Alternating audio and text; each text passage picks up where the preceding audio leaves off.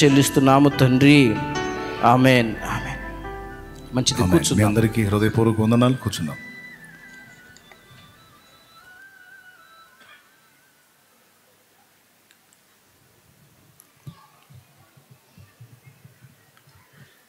కాసేపు ఇక ఎక్కడి వాళ్ళు అక్కడ నిశ్శబ్దాన్ని పాటించండి.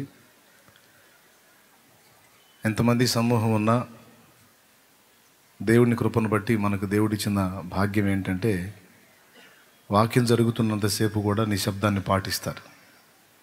సప్పుడు చేయకుండా ప్రశాంతంగా దేవుని మాటలు వింటారు. అలవాటు మన బిడ్డలందరికీ ఉంది. ఇక్కడ నా ముందు ఉన్నవాళ్లే కాదు, వెనక పందిళ్లలో ఉన్నాళ్ళు, ఆ ఎదురు పందిళ్లలో ఉన్నవాళ్ళు సైతం ప్రశాంతంగా నిశ్శబ్దాన్ని పాటించి వినబడుతున్న దేవుని మాటలు వినడానికి మనసు పెట్టండి. మంచిది.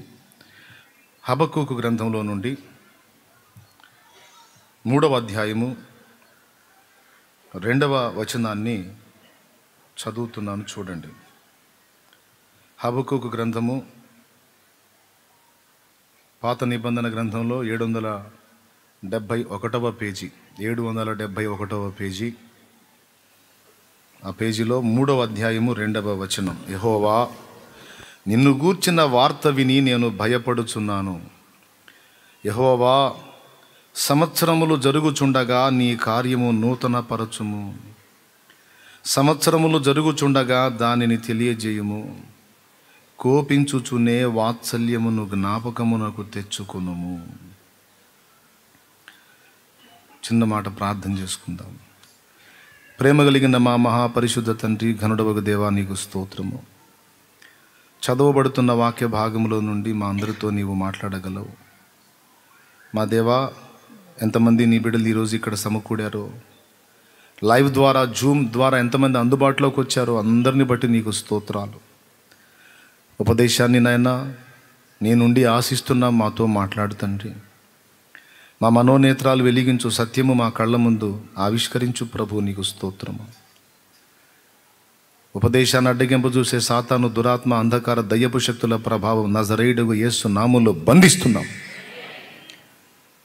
నీ పరిశుద్ధాత్మ స్వరము, పావురపు స్వరము మాకు వినిపించు తండ్రి.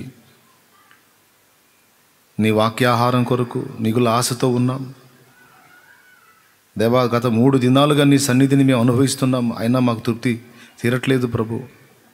ఈ సమయంలో కూడా మాతో ముచ్చటించి మమ్మల్ని బలపరిచి ప్రోత్సహించి నడిపించుమని,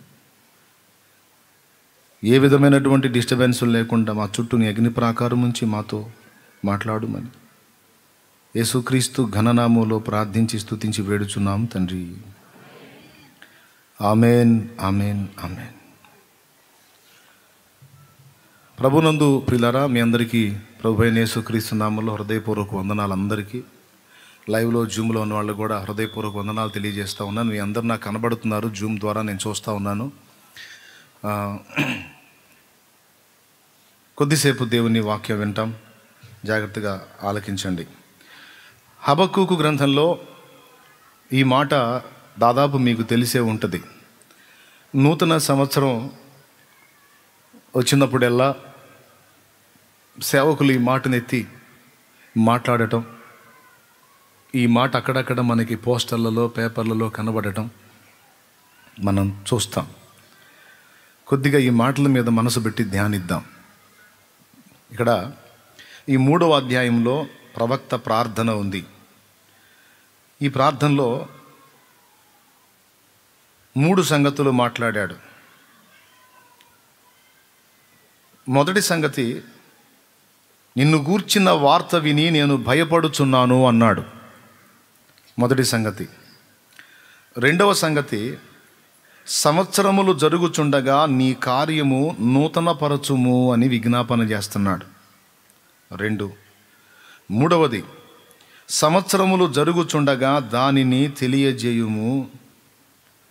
కోపించుచునే వాత్సల్యమును జ్ఞాపకమునకు తెచ్చుకొనుము అన్నాడు. 3వ మాట ఏం చెప్తున్నాడంటే, సంవత్సరాలు జరుగుచుండగా దానిని తెలియజేయి. కోప్పడినా పర్వాలేదు కానీ వాత్సల్యాన్ని బట్టి మమ్మల్ని కొంచెం జ్ఞాపకం చేసుకోయా అని అడుగుతున్నాడు.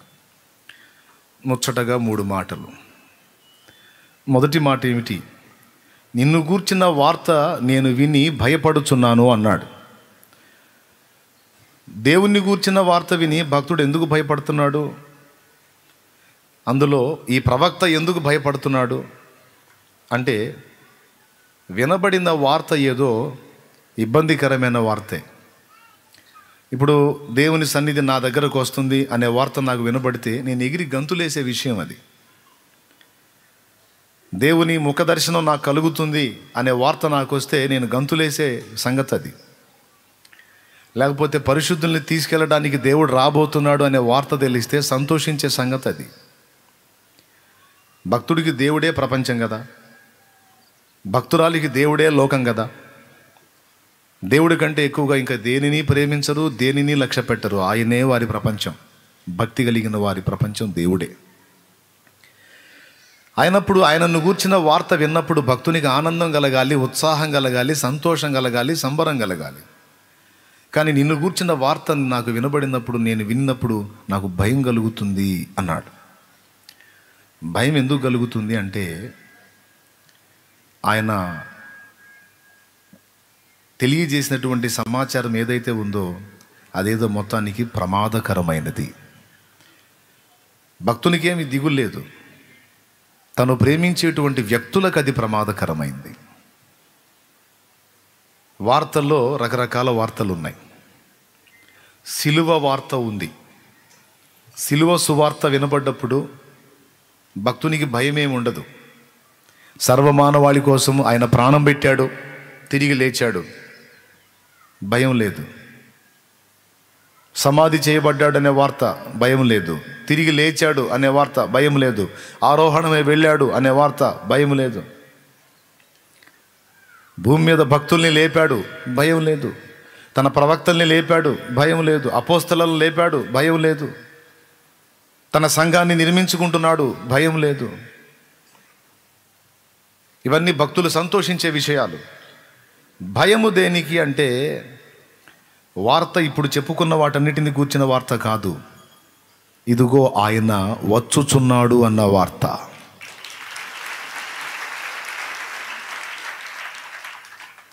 నాకు భయం గొలిపినా, మీకు భయం గొలిపినా ఏ వార్తో తెలుసా?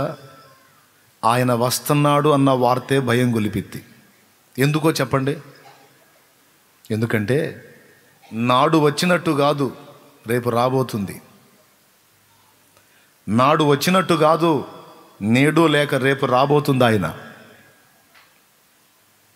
ఆనాడు వచ్చాడు, లోక పాపములని మోసుకొని పోయే దేవుని గొర్రెపిల్లగా, సాధువై, మృదుభాషి అయి, నిర్మలుడై, కోమలుడై, సాత్వికుడై, దీన మనస్సు గలవాడై, ఓర్పు, ప్రేమ, సహనం, త్యాగం మొదలైనవన్నీ పరిపూర్ణంగా వెల్లడి చేయడానికి వచ్చాడు, వెల్లడి చేశాడు. దేవుడు ఒక మనుషుడిగా భూమి మీద ఉంటే ఎలా ఉంటాడో అది చూపించి, ప్రాణం పెట్టి అందరి పాపాలకు విమోచన క్రయధనం తన రక్తమునే చెల్లించి, 40 దినములు తనను ప్రేమించినటువంటి శిష్యులకు 500 మంది కంటే ఎక్కువైన ప్రజలకు కనిపించి తన పునరుత్థాన మహిమను చాటి ఆరోహణమై వెళ్ళాడు. వెళ్ళి దాదాపు 2000 సంవత్సరాలైంది. విచిత్రం చెప్పనా, హబక్కూకు టైంలో యేసయ్య మొదటి రాకడ కూడా జరగలేదు. కానీ ప్రవక్త భవిష్యత్తులోకి చూస్తున్నాడు. దేవునికి స్తోత్రం కలుగును గాక. ప్రవక్త ఎందులోకి చూస్తున్నాడు? భవిష్యత్తులోకి చూస్తున్నాడు. నిన్ను గూర్చిన వార్త విని నేను భయపడుచున్నాను. ఎందుకంటే చాలా ప్రమాదం భూనివాసులకు చాలా ప్రమాదం. ఇదంతా భవిష్యత్ దర్శనం. పాత నిబంధన గ్రంథం ఎందుకు అవసరమని నేను అన్నానంటే, పాత నిబంధన గ్రంథంలో ఆదికాండం మొదలు మలాకి గ్రంథం వరకు మనం కానీ జాగ్రత్తగా చదవగలిగితే, క్రొత్త నిబంధనలో యేసు యొక్క పుట్టుక, మరణం, సమాధి చేయబడటం, పునరుద్ధానం, ఆయన రెండవ రాకడ, ఆ రాకడలో జరిగే సంభవాలు, పరిస్థితులు, పర్యావసానాలు, ఆయన వచ్చి మళ్ళా సంఘాన్ని తీసుకెళ్లే ఘట్టము, ఆయన రాకకు ముందు భూమి మీద జరిగే భయంకరమైన సంభవాలు, ఆయన వచ్చినప్పుడు జరిగే సంభవాలు, ఆయన వెళ్ళిన తర్వాత వచ్చే సంభవాలు అన్నీ అయిన తర్వాత ఆయన మళ్ళా భూమి మీదకి వచ్చి స్థాపించే ప్రభుత్వం, సాక్షాత్తు యేసు ప్రభువే మన ప్రధాని మోదీ ఎలాగైతే భారతావని మొత్తాన్ని పాలిస్తున్నాడో అలాగా యెరూషలేమును కేంద్రంగా చేసుకొని అక్కడ సింహాసనం వేసుకొని భూమండలం మొత్తాన్ని పరిపాలించేటువంటి 1000 సంవత్సరాల కాలం. ఆ తరువాత రెండవ పునరుద్ధానం, అందులో యేసు ప్రభు సిలువను తిరస్కరించి, ఆయన రక్తాన్ని తిరస్కరించి ఆయనకు వ్యతిరేకంగా పాపము చేసినటువంటి దుర్మార్గుల పునరుద్ధానం, ధవళ సింహాసనపు తీర్పు. ఆ తరువాత క్రొత్త భూమి, క్రొత్త ఆకాశం, అందులో నివసించబోయే మహిమ. ఈ సంగతులు మొత్తం ప్రవచనాత్మకంగా పాత నిబంధనలో ఉన్నాయి. అసలు ఆయన రాకముందే, ఆయన పుట్టుక భూమి మీద జరగకముందే, ఆయన పుట్టేది ఎలాగో, పెరిగేది ఎలాగో, ఏమేం చేస్తాడో, చివరికి క్లైమాక్స్ ఏంటో టోటల్ మ్యాటర్ మొత్తం నీకు పాత నిబంధనలో ప్రవచనాత్మకంగా దొరుకుతుంది. అదే బైబిల్ స్పెషల్, యేసయ్య స్పెషల్. యేసయ్య భూమి మీదకి వచ్చి జరిగించబోయే విషయాలన్నిటినీ తండ్రి ముందే ప్రవక్తల ద్వారా ప్రవచింపజేసి ఆ ప్రవచనాల గ్రంథము పాత నిబంధన మనకు అందించాడు. అందుకే తరచుగా యేసయ్య ఒక మాట వాడాడు, లేఖనము నెరవేరునట్లు ఇలాగూ జరగవలసి ఉన్నది. గ్రంథములో రాయబడిన దాని ప్రకారం ఇదిగో నేను వచ్చాను. తరచుగా ఈ మాటలు మాట్లాడాడు. పౌలు మహనీయుడు కూడా ప్రతిదానికి లేఖనమేమి చెప్పుచున్నది అని వెనక్కి వెళ్ళాడు. లేఖనము అంటే పాత నిబంధన గ్రంథములోని ప్రవచనములు లేఖనము. పాత నిబంధన అనవసరం అనుకుంటారు, కాదు. పాత నిబంధనలో ఆ అజ్ఞాన కాలపు పరిస్థితులను బట్టి కొన్ని చూసి చూడనట్టుగా దేవుడు వదిలేసిన విషయాలు కొన్ని ఉన్నాయి. నూతన నిబంధనలో వాటన్నిటినీ కట్టడి చేశాడు. అయితే పాత నిబంధనలో ప్రవచనాలు బోలెడన్ని ఉన్నాయి. పరమగీతం అంతా కూడా ఒక అద్భుతమైన ప్రవచన గ్రంథమే, కావ్య గ్రంథం, ప్రవచన కావ్యం. అది మొత్తం అసలు పరలోకంలో ఉండే సంభవాలన్నిటిని గురించి కూడా చాలా మాట్లాడతాడు పరమగీతంలో. బైబిల్ గ్రంథాన్ని, దాని రుచిని తెలుసుకోగలిగితే నీకు దేని మీద మనసు ఉండదు, దాని మీదనే నీ పరిశోధన అంతా ఉంటుంది. అంత గొప్ప గ్రంథం బైబిల్ గ్రంథం. హల్లెలూయా, హల్లెలూయా. బాగా వినాలి. అలాంటి ప్రవచనాల్లో ఒకటి హబక్కూకు చెప్పినటువంటి ప్రవచనం, నిన్ను గూర్చిన వార్త విని నేను భయపడుచున్నాను. ఏ వార్త? నాడు వచ్చినట్టు కాదు. అంటే లోక పాపములని మోసుకొని పోయే దేవుని గొర్రె పిల్లలాగా వచ్చావు, ప్రాణం పెట్టావు, తిరిగి లేచావు, వెళ్ళావు, మళ్ళీ రెండవ రాకడలో వస్తున్న వార్త విన్నాను, భయం కలుగుతుందయ్యా నాకు అన్నాడు. ఎందుకంటే ఆయన రాకకు ముందు కొన్ని భయంకర సంభవాలు జరుగుతాయి. భూప్రజలకు శ్రమ. ఆయన వచ్చిన తర్వాత కొన్ని సంభవాలు జరుగుతాయి, అది భూప్రజలకు శ్రమ. ఎంత భయంకరము అంటే గొర్రెపిల్ల యొక్క మహోగ్రత. గొర్రెపిల్ల కోపట్టం ఎప్పుడన్నా చూసారా మీరు? పోనీ జంతువుల్లోనే తీసుకుందాం. గొర్రె ఎప్పుడైనా రివర్స్ అవ్వటం చూసావా? నేను పొట్టేలంటల్లా, గొర్రె పిల్ల, పొట్టేలు పిల్లే కావచ్చు, చిన్న పిల్లగా ఉన్నప్పుడు, పొట్టేలు పిల్ల అయినా చిన్న పిల్లగా ఉన్నప్పుడు, గొర్రెకు పుట్టిన మగ పిల్లే అయినా చిన్న పిల్లగా ఉన్నప్పుడు దాడి చెయ్యదు. పెద్దయినా దాడి చేయదు. దాని జాతిది కనపడితే దాన్ని పడవటానికి ట్రై చేసిద్ది, కానీ మన జోలికి రాదు. పోయేటప్పుడు కూడా తల వంచుకొని తగ్గించుకొని వెళ్తూ ఉంటుంది. గొర్రె లక్షణం అది. కానీ గొర్రెపిల్ల ఉగ్రత అంటాడు. గొర్రెపిల్ల అంటే ఉగ్రత చూపే గొర్రెపిల్ల ఒకటి ఉంది. ఆ గొర్రెపిల్లట లోకపాపములని మోసుకొని పోవటానికి వచ్చి ప్రాణం పెట్టి తిరిగి లేచి ఆరోహణమై వెళ్ళిందట. ఆ గొర్రెపిల్లే మరలా యూదాగోత్రపు సింహమై రాబోతున్నాడట. ఈ గొర్రె పిల్ల డిఫరెంట్ అండి. నాణ్యానికి రెండు వైపులా ఒక పక్క బొమ్మ ఒక పక్క బొరుసు ఉన్నట్టు ఈ గొర్రె పిల్ల కూడా రెండు షేడ్స్ ఉన్నాయి, రెండు రూపాలు ఉన్నాయి. ఒక పక్క సాధుజీవి గొర్రె, మరో పక్క అడవికి రాజైన సింహం. యేసును గురించి ఈ రెండు మాటలు ప్రకటన గ్రంథం 5వ అధ్యాయంలో రాయబడి ఉన్నాయి. ఆయనను వధించబడిన గొర్రె పిల్ల అంటాడు, అక్కడనే మళ్ళీ యోధాగోత్రపు సింహము అంటాడు. చూడండి ఒకసారి తొందరగా. మీరు లేఖనం తీస్తూ ఉంటే నేను పాట పాడతా.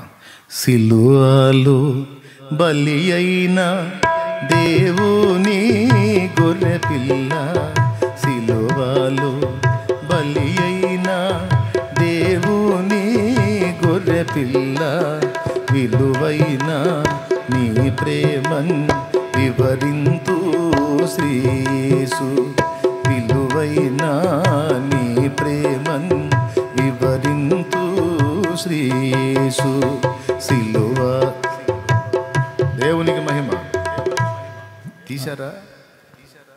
ప్రకటన గ్రంథం 5వ అధ్యాయము 4వ వచనం చదువు తల్లి. మరియు సింహాసనమునకును ఆ 4 జీవులకును పెద్దలకును మధ్యను వధింపబడినట్లుండిన గొర్రెపిల్ల నిలిచి ఉండుట చూచి తిని, ఆ గొర్రెపిల్లకు 7 కొమ్ములను 7 కన్నులు నుండెను. వధింపబడినట్లుండిన గొర్రె పిల్ల అన్నాడా? 5వ వచనం కూడా చదువు తల్లి. ఆ పెద్దలలో ఒకడు, ఏడవకుము, ఇదిగో దావీదుకు చిగురైన యూదా గోత్రపు సింహము 7 ముద్రలను తీసి ఆ గ్రంథమును విప్పుటకై జయము పొందినని నాతో చెప్పెను. దేవునికి స్తోత్రం కలుగును గాక. తండ్రి అయిన దేవుని చేతిలో ఒక గ్రంథపు చుట్ట ఉన్నది, గ్రంథపు చుట్ట.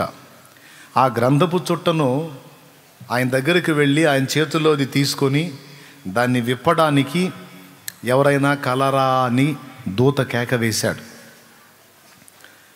ఆర్భట్టించి ఒక కేక వేశాడు. ఎవరైనా ఉన్నారా?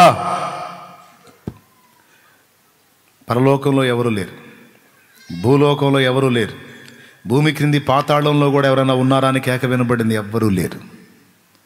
భూమి మీద పాతాళంలో అంటే తీసేయి, పరలోకంలో కూడా ఎవరు లేరా? లేరు.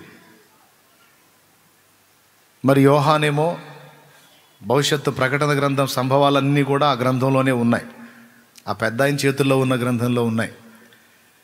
అక్కడికి వెళ్ళి దాన్ని పట్టుకొని తీసి ఓపెన్ చేసి సంభవాలన్నీ చూపించాలి, అవి చూసి ఈయన రాయాలి మన భవిష్యత్తు ఏంటనేది.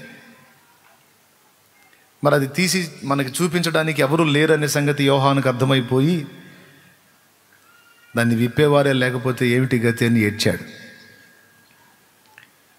ఎందుకని ఎవరికి విప్పేయడానికి అవకాశం లేదు అంటే, దూతలలో ఆయన లోపములు కనుక్కున్నాడు కనుక దూతలకు అవకాశం లేదు. కొంతమంది దూతలలో పాపం కనపడింది, కొంతమంది దూతలలోనేమో లోపం కనపడింది. పాపం లేకపోయినా లోపం కూడా అసంపూర్ణతే. పాపము ఉదాహరణకి, ఇప్పుడు నేను షర్ట్ వేసుకున్నాను, ఎన్ని గుండీలు ఉండాలి? బొత్తాలు ఎన్ని ఉండాలండి? 6 ఉంటాయి. 2 లేవనుకో, ఇది లోపం. ఒకవేళ ఎక్కువ ఉన్నాయి అనుకో, అది లోపమే. అదనంగా ఉన్నాయి, అవసరం లేదు, తేడాగా కనపడతాయి.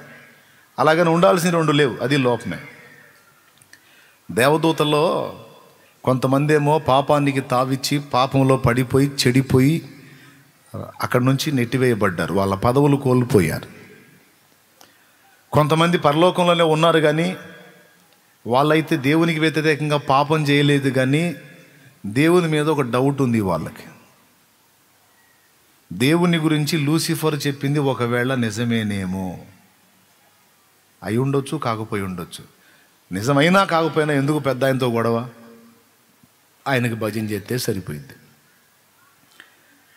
ఆయన సార్వభౌముడు కాబట్టి ఆయన ముందు ఎగస్ట్రాల్ చేసామనుకో, ఆ లూసిఫర్కి వాళ్ళ బ్యాచ్కి పట్టిన గతే మనకు కూడా పట్టింది. ఎందుకు వచ్చిన గొడవ, మనం భజన చేస్తే సరిపోయింది అన్నట్టున్నారు. కంప్లీట్గా జయ జీవితాన్ని పొందిన వాడు ఒక్కడు కూడా లేడు. స్తోత్రం. సరే వదిలేసేయండి. దూతల గతి అది. కెరూబులు, శరాపులు, దూతలు, మహాదూతలు, అన్ని రకాల దూతలు ఉన్నారు. కానీ కొంతమందిలోనేమో పాపం ఉంది, కొంతమందిలోనేమో లోపం ఉంది. కొంతమంది ఏమో అసలు పోరాటంలోకే ప్రవేశించలేదు. వాళ్ళకి అప్పచెప్పిన విధుల కోసం అలాగా ఆ కార్యాలు నెరవేర్చుకుంటూ సాగిపోయారు. Praise the lord. అది వాళ్ళ స్టోరీ. ఇక భూమి మీద మనుషులు నీతిమంతుడు లేడు, ఒక్కడు లేడు, అందరూ పాపము చేసి దేవుడు అనుగ్రహించే మహిమను పొందలేకపోయారు అన్నాడు. కాబట్టి భూమి మీద మనుషులకి లేదు. ఈ ఇద్దరు దాటిపోతే ఇక పాతాళంలో ఉన్న వ్యక్తులు, ఎవ్వరికీ అధికారం లేదు. ఏం చేయాలి, భవిష్యత్ ఎట్లా తెలియాలి నాకని ఏడుస్తుంటే యోహాను దేవుని సింహాసనం ముందు 24 పెద్దల సింహాసనాలు ఉన్నాయి. వాటి మీద కూర్చున్న పెద్దలలో ఒకడు యోహానును ఓదారుస్తూ, ఎందుకయ్యా ఏడుస్తున్నావు అన్నాడు. మరి ఆ గ్రంథం ఆయన చేతిలో నుంచి తీసుకొని విప్పి భవిష్యత్తులో ఏం జరగబోతుందో చూపించే దానికి ఎవరు లేరు, మరి ఏడవక నన్ను ఏం చేయమంటావు అంటే, ఎందుకు బాధపడతావు? అందరూ ప్రయత్నించారు కానీ ఎవరు జయం పొందలేదు. దావీదు చిగురైన యూదా గోత్రపు సింహము ఆ గ్రంథము విప్పుటకు జయము పొందెను. దూతలకైనను మనుషులకైనను ఎవ్వనికైనను సాధ్యము కాదు గనుకనే దేవునిలో ఉన్న ఒక భాగమైన ఆ అద్వితీయ కుమారుడే దూతలలో ఒక దూతగా ఉండి దూతలందరికంటే ఎక్కువగా ఆయన్ని మహింపరిచాడు. మానవులలో ఒక మానవుడిగా ఉండి మానవులందరికంటే కూడా ఎక్కువగా తండ్రిని సంతోషపెట్టాడు. కనుక ఆ ఒక్కడికి అవకాశం ఉంది. ఇదిగో ఆయన వస్తున్నాడు చూడమన్నాడు. అప్పుడు చూస్తే వధించబడినట్లుండిన గొర్రె పిల్ల వంటి ఆయన కనపడ్డాడు. ఆయన గురించి ఈయన చెప్పాడు, యూదా గోత్రపు సింహము అని. ఆయన మాత్రమే తండ్రి దగ్గరికి వెళ్ళి ఆయన చేతిలో ఉన్న గ్రంథాన్ని తీసుకొని దాన్ని విప్పటానికి జయం పొందినవాడు ఆయన మాత్రమే. ఎందుకంటే దూతలలో దూతగా ఉండగలడు, మనుషులలో మనుషులుగా ఉండగలడు, అటు దేవుని దగ్గరికి వెళ్ళి దేవునిలో దేవునిగా కూడా ఉండగలవాడు ఆ ఒక్కడే. కాబట్టి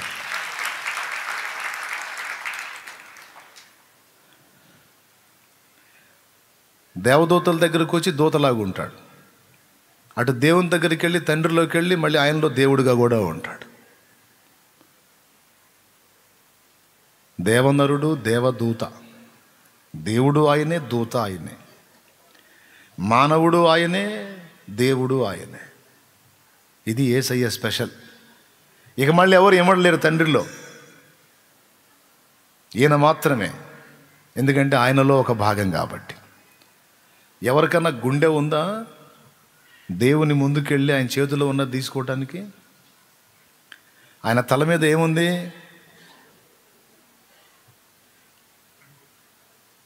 7 కొమ్ములు, 7 కన్నులు, అధికారం 7, సంపూర్ణ అధికారం, సంపూర్ణ జ్ఞానం యేసయ్యకి. ఆయన పోయి మాత్రమే తీసుకోగలుగుతాడు. ఇక ఏ దూతైనా, ఏ కెరూబైనా, శరాబైనా వాళ్ళ పొజిషన్ చెప్పనా? 24 పెద్దల కిరీటాలు తెచ్చి ఏం చేశారు? తెలుసు వాళ్ళకి దేవుని ముందు వాళ్ళ కెపాసిటీ ఏంటో, వాళ్ళ స్టేటస్ ఏంటో తెలుసు. అందుకే నీ ముందు మేం కిరీటాలా అని తీసుకొచ్చి ఆయన ముందు పడేశారు. ఏ దూతైనా, ఏ కెరూబైనా దేవుని ముందుకు పోతే నిలవలేరు. అందుకే శరాపులు ఆయనకు పైగా నిగురుచున్నారు. ఎలాగా? యెషయా గ్రంథం 6లో ఉంటుంది. 2 ముఖమును కప్పుకొనుచు, 2 కాళ్లను కప్పుకొనుచు, 2 ఎగురుచుండిది. సమీపంలోకి వెళ్ళి ఆయన చూడటానికే వీళ్ళకి దమ్ము లేదు. ఇక ఆయన చేతుల్లో స్వతంత్రంగా పోయి ఈ గ్రంథాన్ని తీసుకొని విప్పటమా? అది ఒక నజరేయుడైన యేసుకే సాధ్యమైంది. హల్లెలూయా, హల్లెలూయా. ఇంకెవరూ జయం పొందలేదు. యేసు కూడా ఆ పనికి పూనుకోపోతే మనకు దిక్కు దేశ ఉండేది కాదు. ఆయనే జయం పొందాడు. ఎక్కడైనా జయమే, ఎక్కడ ఎదురులేదు ఆయనకి.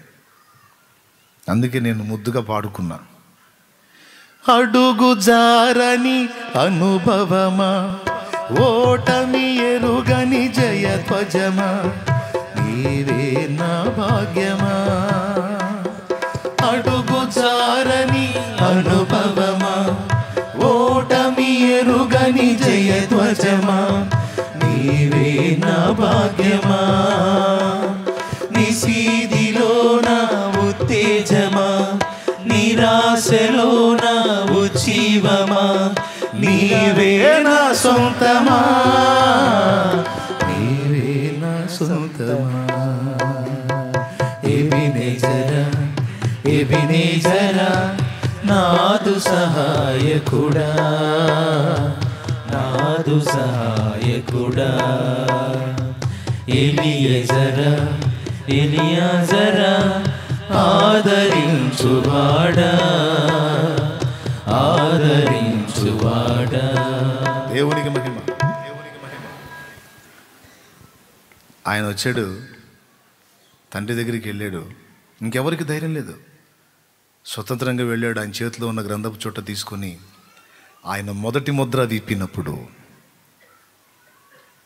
రమ్ము అను స్వరము ఒకటి వినబడిందని నీకు అక్కడి నుంచి మొదలుపెట్టి మొత్తం చెప్తాడు. ఇక రెండో ముద్ర విప్పినప్పుడు ఏం జరిగింది, మూడో ముద్ర విప్పినప్పుడు ఏం జరిగింది, అట్లా ముద్రలన్నీ 7 ముద్రలు విప్పుతాడు. ఆ 7 ముద్రలోనే భవిష్యత్తు సంభవాలన్నీ ఉన్నాయి.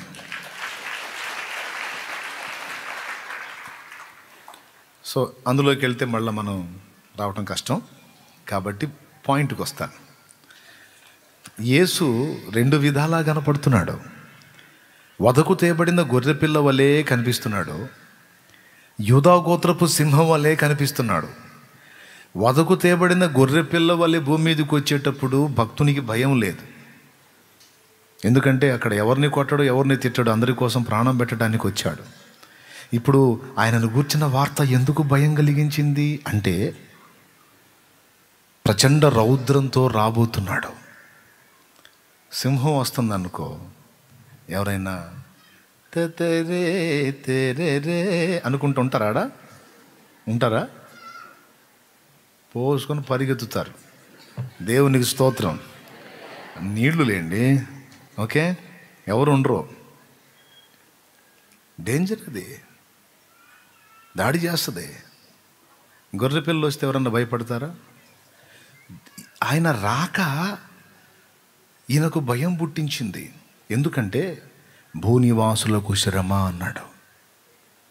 జడ్జి. కోర్టుకి ఎప్పుడన్నా వెళ్ళారా మీరు? కోర్టుకి ఎప్పుడన్నా వెళ్ళారా? ఎంతమంది వెళ్ళారు? వెళ్తే చేయొద్దండి. కోర్టుకి వెళ్ళిన వాళ్ళు చేయొద్దండి. ఏమో చాలామంది ఉన్నారే, ఏం చేసి వెళ్ళారు ఇంతకే? సరే, ఎందుకొక అందుకు వెళ్ళారులే. కోర్టులో జడ్జి గారు రాకముందు దాకా ఒక వాతావరణం ఉంటుంది. జడ్జి గారు ఇక బయలుదేరి వస్తుంటేనే అందరూ ఎక్కడోడు అక్కడ బిగసకపోతారు. అందరి సంగతి అట్టబెట్టి ముద్దాయిలు మరీ దారుణంగా బిగుసుకుంటారు. అప్పటిదాకా చేతులు ఇలా వదిలేసినోడు వాళ్ళంత దూరంలో జడ్జి కనపడగానే ఈ గోడలు పైకి వెళ్ళిపోతాయి, ఈ తల దిగిపోయిద్ది, చేతులు బిర్ర బిగుసుకుపోతాడు. ఏ కొంచెం తేడా కనపడ్డా శిక్షేస్తాడేమో, లేనిపోయింది, ఎందుకు వచ్చిన గొడవ అని. ఒక మనిషి మహాబాధిస్తే శరీరాన్ని బాధిస్తాడు, మహావేధిస్తే ఒక 20-30 ఏళ్ళు వేధిస్తాడు. అంతగా కాదు శిక్ష అంటే ఉరి తీసి చంపేస్తాడు. ఆ ఉరిలో ఎంతసేపు బాధ? 5-10 నిమిషాలు. 5 నిమిషాలు కూడా బాధ ఎందుకు ఉంటుందండి? ఉరేస్తే అంత ఒక నిమిషంలోనే అయిపోద్ది. సెకండ్స్లోనే కదా ప్రాణం పోయేది. నిమిషాలు పట్టిద్దా? 1 నిమిషమే. కానీ 1 నిమిషము బాధ పెట్టేటువంటి జడ్జికి అంతసేటు భయపడుతున్నామే. రేపు రాబోతున్నాడు ఎవరో తెలుసా? యుగ యుగాలు అగ్ని ఆరని పురుగు చావని ఘోర నరకమునకు నిన్ను పంపటానికి అధికారం గలదు, వద్దంటే నిన్ను వదిలేయటానికి అధికారం గలదు. ఆయన రాబోతున్నాడు.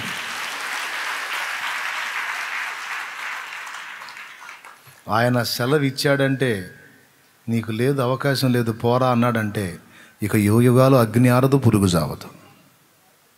చద్దామంటే చావాలేడు, బతుకుదామంటే బతకాలేడు. అదొక ఘోరమైన యాతన.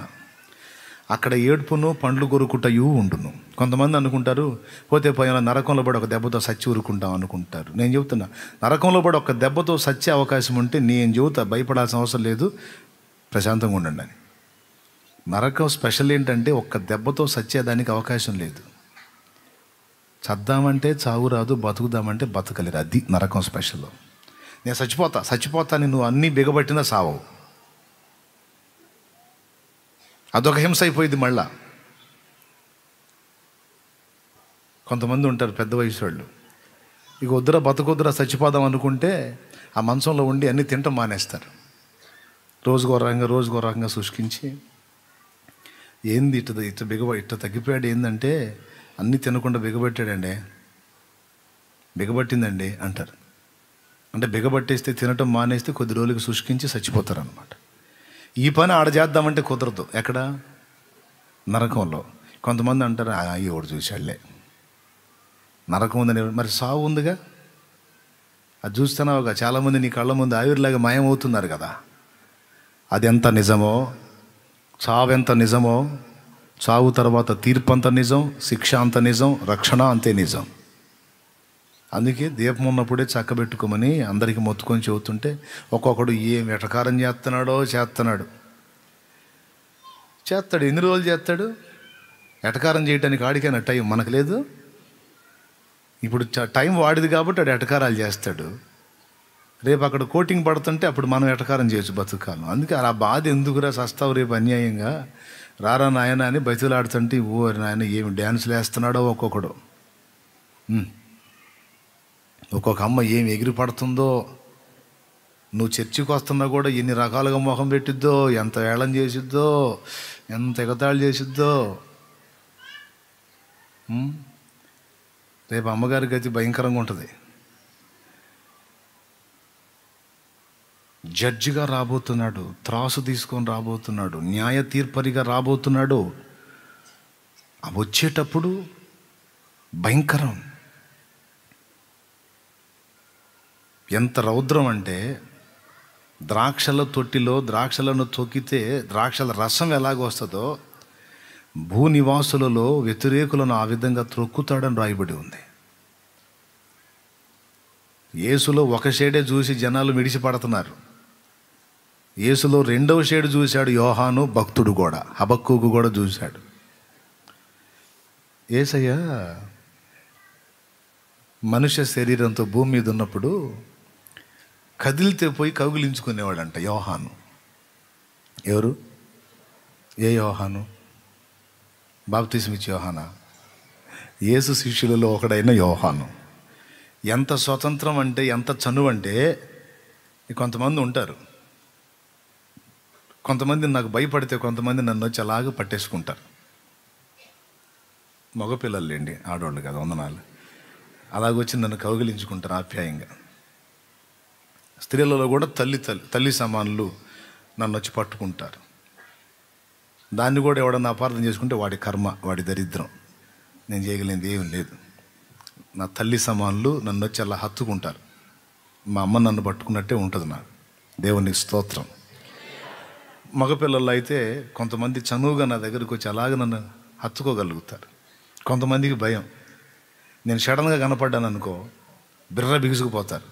తమ్ముడు నేను మనిషినే, ప్రశాంతంగా ఉండంట. వాళ్ళ ప్రేమ శాలేమన్నంటే వాళ్ళకున్న ఇష్టం, గౌరవం, ప్రేమ ఒక్కసారిగా అందరూ అట్లా అయిపోతారన్నమాట. అట్లా చూశాను కొంతమంది. యేసయ్య అంటే మిగిలిన శిష్యులందరికీ ఒక టైపులో ఉంటే, యోహానుకు ఓ స్వతంత్రం, ఓ స్వేచ్ఛ. అలాగే వెళ్ళిపోయి ప్రభువా అని ఆయన్ని ఆలింగనం చేసుకుంటాడు, అంటే కౌగిలించుకుంటాడు. ఆయన కూడా పద్దాగలు ఏంటో అనడం. ఆయన ఎన్ని మార్లు ఆప్యాయంగా వచ్చినా అలాగే హత్తుకొని ఆయన కూడా ప్రేమ పంచే మమతామూర్తి యేసు. మిగిలిన వాళ్ళు కూడా రావచ్చు కదా అంటే వాళ్ళు రారు, భయం. యోహానుకు మాత్రం ఆయన మనసు కాస్త కూస్త తెలుసు కనుక ఆయన్ని హత్తుకునే అలవాటు ఉంది. యేసయ్య దగ్గరికి వెళ్ళి ఆయన్ని కౌగిలించుకొని ఆయన గుండె దగ్గర చెవి ఉంచిన అనుభవం యోహానుకుంది. Praise the lord. ఇదే ప్రభువుని అదే యోహాను ప్రకటన గ్రంథంలోని దర్శనంలో చూసినప్పుడు ఏమయ్యాడో రాశాడు. ప్రకటన గ్రంథం 1వ అధ్యాయము 15వ వచనమట. చూడండి 17. దానికి ముందు 15లో నేను తిరిగి చూడగా మనుష్య కుమారుని పోలిన యొక్కని, అంటే యేసయ్య లాంటి వ్యక్తి అన్నాడు. ఆయనే, లాంటి కాదు, ఆయనే. చూడండి, ఈ భూమి మీద ఆయన కనపడితే డింగుమని పోయి కౌగిలించుకుంటాడు కదా. అంత స్వాతంత్ర్యం, అంత చనువు. అక్కడ పోతే ఏమైందో చూడండి. చదువు తల్లి. నేను ఆయనను చూడగానే పరుగున పోయి ఆయనను హత్తుకొంటిని అన్నాడా? చూడండి, నేను ఆయనను చూడగానే చచ్చిన వాని వలె ఆయన పాదముల యొద్ద పడి తిని. సచ్చినోడు ఎట్ట పడతాడండి? నిలబడ్డోడు ఉన్న పాటున పడ్డాడు అనుకో, నిలబడ్డోడు ఉన్న పాటున చచ్చిపోయినోడు పడిపోతాడు. ఎట్లా పడిపోతాడంటే ఇంక నువ్వు లేపితే ఏం కదలు, కాలు చేయి కదలదు, బిగుసుకుపోవటమే. చచ్చిన వాని వలె ఆయన పాదముల దగ్గర పడిపోతుంది. ఆయన తన కుడి చేతిని నా మీద ఉంచి నాతో ఇట్లా, నేను భయపడకుము, నేను మొదటి వాడను కడపటి వాడను జీవించువాడను. ఏమండి, ఇది ఎలా చెప్పొచ్చు? ఆయన ఏ టైపులో కనపడితే ఆయన సచ్చినోళ్ళగా పడిపోయాడు? సింపుల్. జూ పార్క్లో సింహం తప్పించుకుంది. అది పెద్ద సింహం. అది ఎటో పోద్ది అనుకుంటే వచ్చి నీ ముందే ఉంది. నువ్వు పరిగెత్తడానికి లేదు, ఎందుకంటే అది కరెక్ట్గా నీకెళ్ళే చూస్తూ ఉంది, నీ మీదకి దూకటానికి రెడీగా ఉంది. అప్పుడు నీకు ఎట్లా ఉంటుంది? చల్లని గాలి దోలుతున్నా సరే నీకు చెమటలు గారిపోతాయి. నీకే బలహీనత లేకపోయినా గుండె వేగం పెరిగిపోద్ది. గాలి ఫ్రీగా తోలుతున్నా సరే నీకు శ్వాస ఆగిపోద్ది. ఒక్కసారిగా గొప్ప గర్జనతో దూకిందనుకో మీదకి, ఇక అంతే అడ్డం పడి ఏ భయంతో చచ్చిన స్థితికి వెళ్ళిపోతాం మనం? ప్రాణ భయంతో. చెప్పు, ఏ భయంతో? మన బిర్ర బిగుసుకుపోయేది ఎప్పుడు? ప్రాణ భయంతో. చచ్చిన వాని వల్ల నేను పడ్డానంటే ఏ టైపులో కనపడితే పడి ఉంటాడు? ఆయన అడు తిరిగి ఉన్నాడంట. ఈ బ్యాక్ సైడ్ ఈ గెటప్ అంతా చూసి ఆయన అనుకున్నాడు, నా ప్రభువు కదా, యేసయ్య కదా, స్తోత్రం అనుకుని 2 అడుగులు లేచినట్టున్నాడు. ఆయన అటు నుంచి ఇటు తిరిగాడు. ఆయన ఇటు తిరిగాడు, ఆ నిలబడలేడు, బోర్లబడి ఉన్నాడు. ఎందుకో తెలుసా? మధ్యాహ్న కాలపు తేజస్సుతో ప్రకాశించే సూర్యుని వల్లే ఆయన ముఖం ఉంది.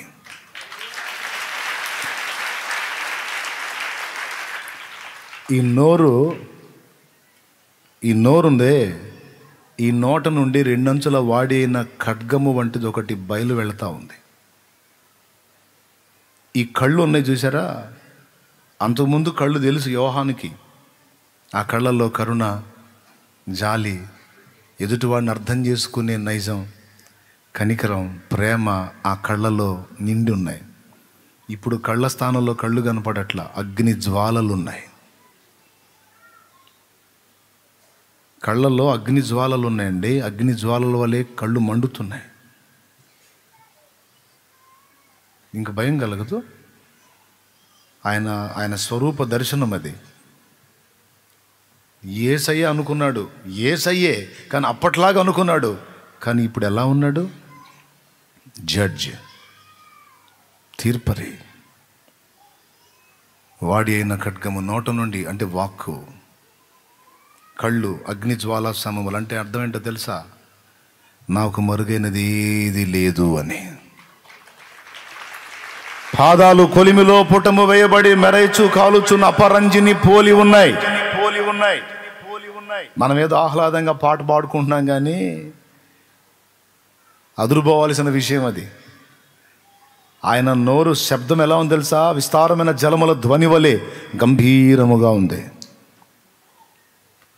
చచ్చిపోయాను రా బాబు అని పడిపోయాడు. మళ్ళీ ఆయనే లేపాడు. మొదటి వాడను కడపటి వాడను నేనే, మృతుడనైతిని కానీ ఇదిగో యుగయుగములో సజీవుడనై ఉన్నాను అని చెప్పి ఇక మాట్లాడటం మొదలుపెట్టి, నేను నీకు చెప్పే సంగతులన్నిటినీ గ్రంథములో రాసి నా బిడ్డలు నా దాసులకు అప్పగించు అని చెప్పాడు మనందరికీ. నిన్ను గూర్చిన వార్తను విని నేను భయపడుతున్నాను అన్న మొదటి మాటకు ఏ వార్తను గూర్చి భక్తుడు భయపడే అవకాశం ఉంది అంటే, లోకమంతటి మీదికి తీర్పుగా రాబోయేటువంటి ఆయన రాకడ విషయంలో అందరికీ భయం. యేసు ప్రభు వారు రెండవ రాకడలో రాబోయే ముందు భూమి మీద జరగబోయే భయంకర సంభవాలు ఉన్నాయి. ఆ సంభవాలన్నీ మత్తయి సువార్త 24వ అధ్యాయంలో, అలాగే ప్రకటన గ్రంథము 6వ అధ్యాయములో వ్రాయబడ్డాయి. జస్ట్ రిఫరెన్స్ నోట్ చేసుకో. టైం లేదు కాబట్టి ఇక సింపుల్గా దాటి వెళ్ళిపోతా. ఇక రెండవది ఆయన రాకడకు సంభవాలు.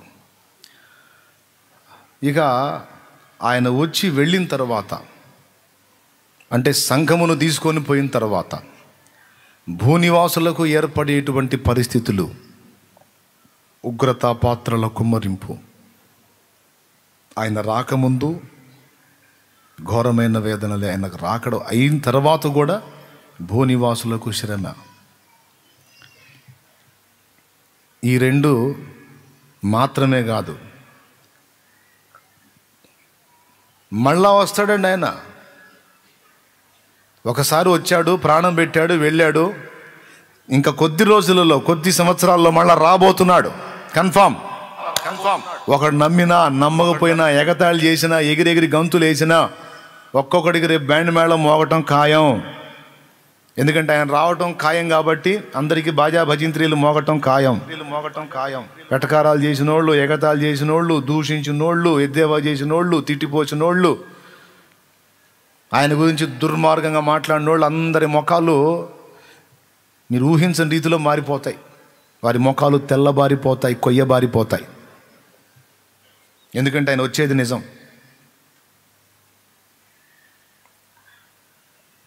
ఎవరి కోసం వస్తాడో తెలుసా? మన కోసమే వస్తున్నాడు.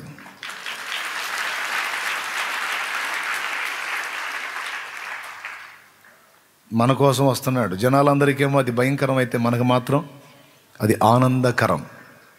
హల్లెలూయా. అయితే భయం ఎవరి గురించి మనకి అంటే, ఉదాహరణకి మా ఇంట్లో వాళ్ళు కొంతమంది ఇంకా రక్షింపబడలా. ఇప్పుడు నాకు ఎట్లుంటుందండి? నేను రెడీ అయ్యానండి, మా వాళ్ళు ఇంకా చాలామంది సిద్ధపడలా. నేను రెడీ అయ్యా. కొన్ని సంవత్సరాల క్రితం నాకు దర్శనం కలిగింది. ఆ దర్శనంలో ఆకాశం నుండి భయంకరమైన భూమి మీద పడతా ఉన్నాయి. అవి పైనుంచి వచ్చేటప్పుడే అగ్ని ముద్దల్లాగా వస్తున్నాయి. కింద పడ్డప్పుడు బ్లాస్ట్ అయ్యి అంత అగ్నిమయం అవుతుంది. పొగలు గమ్మేస్తుంది ఎక్కడికక్కడికి. అంత ప్రపంచం అంతా ఎలా ఉందంటే, సమాజం అంతా డార్క్గా ఉంది, చీకటిగా ఉంది. ఎట్లా ఉందంటే, సాయంత్రం పొద్దుగురుంకు వేళ అటు రాత్రి కాకుండా ఇటు పగలు కాకుండా అదొక షేడ్ వస్తుంది చూడండి. ఇంకా కొన్ని నిమిషాలలో పూర్తిగా చీకటి అయిద్దనంగా, అటు పూర్తి చీకటి కాకుండా పూర్తి పగలు కాకుండా అదొక రకమైన మసకేసిద్ది అంటారు కదా, అట్లాగా ఉంది. ఆ దర్శనంలో క్లియర్గా కనపడుతుంది. ప్రజలు కేకలేసుకుంటా పరిగెత్తుతున్నారు. ఏమన్నా తెలుసా? ఇదిగో ఆయన వస్తున్నాడు, ఆయన వస్తున్నాడు, ఆయన వస్తున్నాడు, యేసయ్య వస్తున్నాడు, వస్తున్నాడు అని కేకలేసుకుంటా పరిగెత్తుతున్నారు. పరిగెత్తుతూ ఉంటే నేను లోపల ఆనందపడుతున్నాయి. ఆయన వస్తే ఇంతసేపు భయపడి పరిగెత్తుతున్నారు ఎందుకు? ఆయన రావాలనే కదా ఇంతకాలం ఎదురు చూసింది. ఆయన వస్తే తొందరగా వెళ్ళిపోవచ్చని. ఇంతలోనే మెరుపులాగా ప్రశ్న, ఆయన వస్తే వెళ్ళిపోవచ్చు నేను అనుకుంటున్నాను. మరి నా వాళ్ళు, సంఘం, విశ్వాసులు అని వాళ్ళు ఎక్కడున్నారు? సిద్ధంగా ఉన్నారో లేదో నీకు వాళ్ళని వెతకడం మొదలుపెట్టా. హలో, ఎవరిని? మిగిలిన సంఘ బిడ్డల్ని, వాళ్ళు సిద్ధపడ్డారా లేదా, అమ్మో వస్తున్నాడంటే ఇంకో అందరూ ఎత్తబడేటట్టు రెడీగా ఉన్నారా లేదా అని వాళ్ళని వెతకడం మొదలుపెట్టా. కొంతమంది అటు పరిగెత్తున్నారు, ఇటు పరిగెత్తున్నారు, కోలాహలంగా ఉంది. ఈలోపు ఆయన వచ్చేసాడు అనే మాట వినపడుతుంది. వినపడతా ఉంటే అందరూ ఎక్కడోళ్ళు అక్కడ అట్లా లేచి వెళ్తూ ఉన్నారు. ఎక్కడోళ్ళు అక్కడ అట్లా లేచి వెళ్తూ ఉన్నారు కొంతమంది.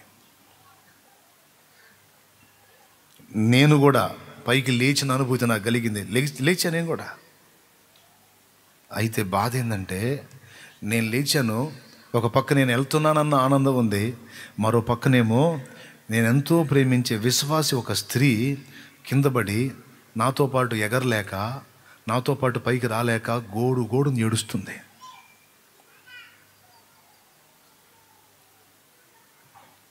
నేను కిందకి వెళదామంటే వెళ్ళలేకపోతున్నా. ఆమె రమ్మని పిలుస్తున్నా, అమ్మా రామ్మా, ప్రయత్నం చేయమ్మా, ఎగరటానికి ప్రయత్నం చేయమ్మా. ఎట్లా కుదురుతుంది? ఆయన ఇవ్వాలా? ఆయన ఇవ్వకుండా ఎత్తబడేటప్పుడు ఆయన మనల్ని తీసుకోకుండా మనం ఎంత ఎగరటానికి ట్రై చేసినా, రెక్కలు కట్టుకొని ఎగిరినా కాదు. ఎందుకో తెలుసా? ఎక్కడికి ఎగరాలో తెలుసా? 4వ స్టేరుకో 5వ స్టేరుకో కాదు, మధ్యాకాశానికి ఎగరాలి.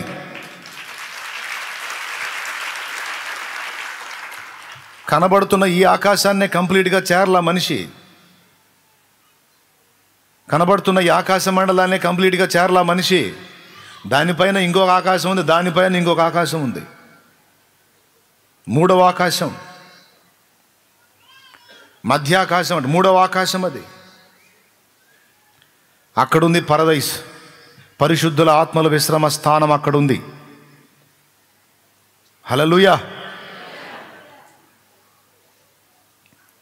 మధ్యాకాశానికి రాబోతున్నాడు ఆయన. అక్కడికి వచ్చి నిలబడితే, ఎందుకు భూమి మీదకి రావచ్చుగా అని అడగండి. ఆ డౌట్ రాలేదా మీకు? భూమి మీదకి రావచ్చుగా అని అడగండి. నో. పెండ్లి కుమారుడు డైరెక్ట్గా అత్తగారింటికి వెళ్తాడా పెళ్లి కాకముందు? వివాహ కార్యక్రమానికి వచ్చినప్పుడు ఎట్లా వస్తాడు? ఎక్కడికి వస్తాడు? ఏందండి చెప్పరు? ఇస్సాకు రిబ్కాల ఉదంతం చూద్దాం. ఇస్సాకేమో అబ్రహాము గుడారములో నుండి పొలములోకి వచ్చాడు. రిబ్కా ఏమో తన తండ్రి ఇంటి దగ్గర నుండి పొలములోనే ఇస్సాకుని ఎదుర్కొన్నది. ఆయన ఉన్న ప్రాంతం నుండి బయటకు ఇస్సాకు వచ్చాడు, ఆయన ఉన్న ప్రాంతం నుండి బయటకు రిబ్కా వచ్చింది. ఇద్దరూ ఆ మధ్య ప్రదేశంలో కలుసుకొని, అక్కడ కలుసుకున్న తర్వాత అంత మాటలు అయిన తర్వాత ఇస్సాకు తన స్త్రీ భార్య అయినటువంటి రిబ్కాను తల్లి గుడారంలో తీసుకొని పోయినట్టుంది. మన పెళ్ళిళ్ళ కార్యక్రమాల్లో కూడా అంతే జరిగిద్ది. వివాహ వేదిక దగ్గరికి వచ్చేటప్పుడు ఎక్కడో కళ్యాణ మండపం బుక్ చేసుకుంటారు అనుకో, లేకపోతే చర్చి అనుకోండి, అమ్మాయి అయినా అబ్బాయి అయినా ఇద్దరు వచ్చి ఇద్దరు చెరో ప్రాంతంలో దిగాల. అంతేగాని డైరెక్ట్గా అబ్బాయి అమ్మాయి కలుసుకొని, బాగున్నావా, మంచిగా రెడీ అవుతున్నావా, ఏంటి సంగతులు, మంచిగా మేకప్ వేసావా, ఇంకొంచెం బాగా రెడీ కావద్దు, ఇట్లా మాట్లాడుకునే ఛాన్స్ ఉంటుందా? అమ్మాయి ఆడుందో తెలియదు, అబ్బాయికి ఉత్కంఠ. అబ్బాయి ఎక్కడ ఉన్నాడో తెలియదు, అమ్మాయికి ఉత్కంఠ. ఇద్దరు ఒకరికళ్ళు వెతుకుతూ ఉంటాయి. తర్వాత ఏదైతే వివాహ వేదిక ఉందో ఆ ప్లేస్కి ఇద్దరు కలిసి రావాలి. అదేవిధంగా తండ్రి నివాసం ఉండే పరలోకమును విడిచి ప్రభు మధ్యాకాశానికి వస్తాడు. తన నివాసాన్ని విడిచి ఆయన మధ్య ప్రాంతానికి వస్తాడు. సంఘమేమో తన నివాసాన్ని విడిచి మధ్యాకాశానికి ఎగురుతుంది.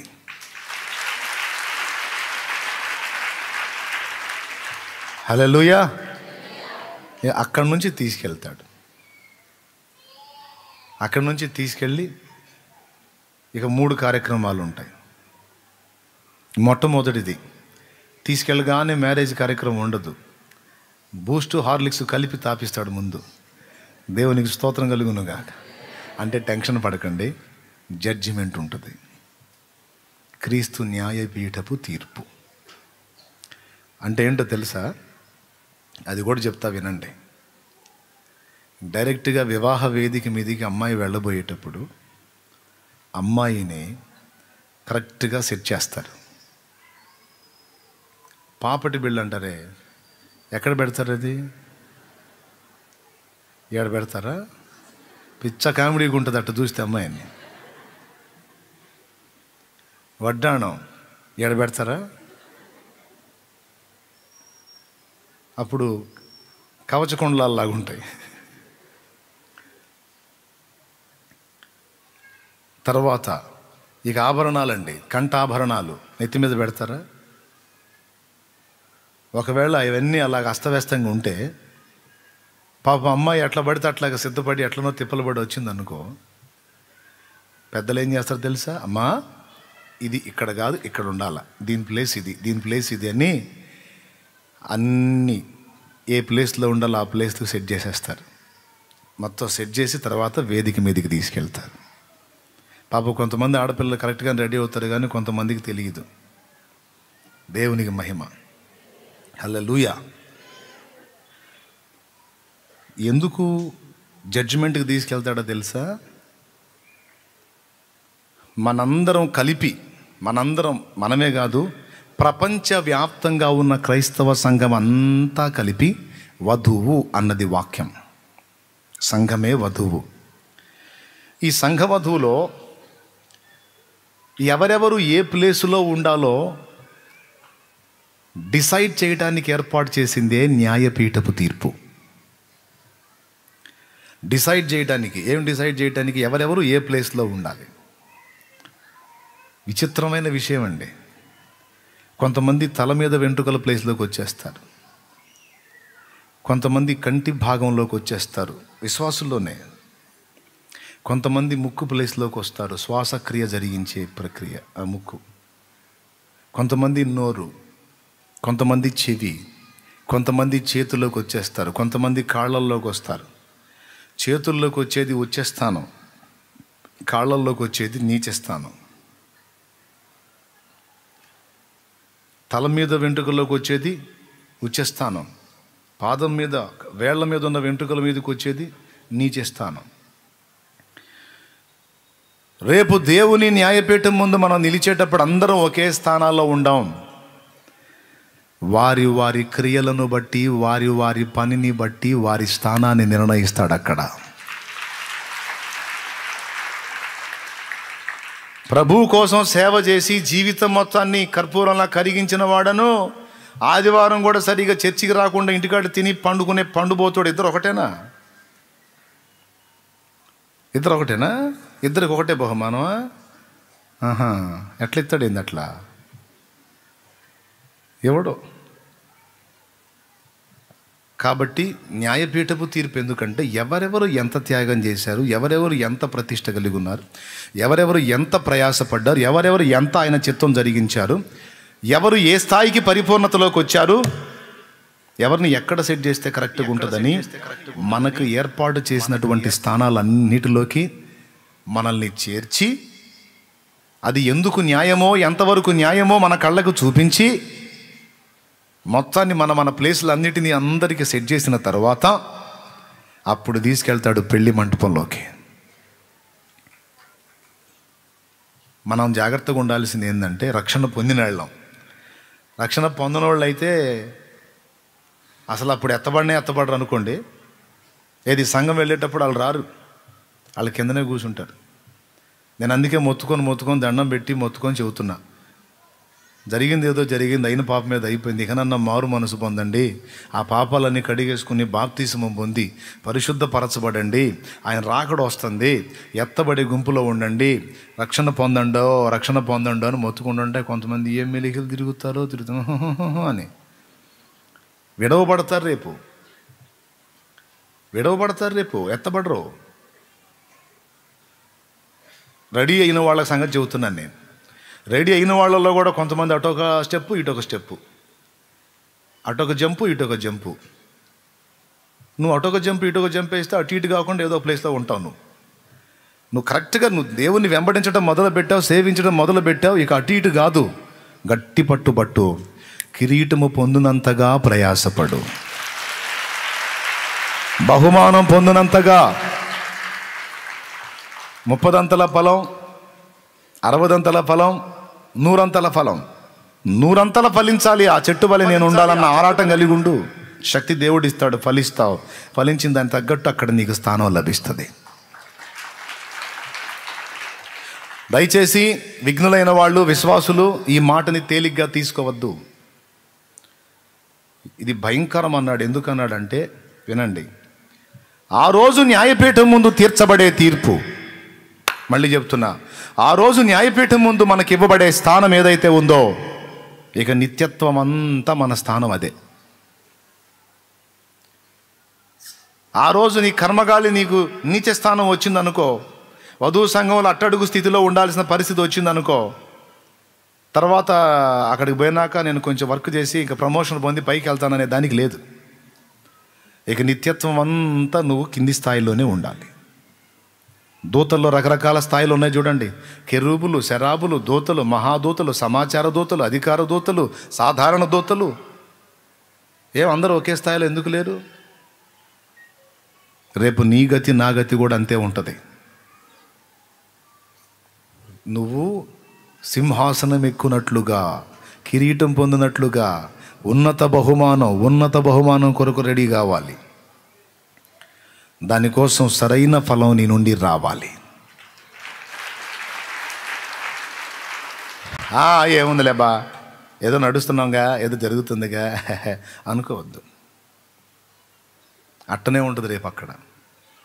కష్టపడిన వ్యవసాయకుడే మొదటి ఫలములో పాలు పొందదగినవాడు అన్నది వాక్యం.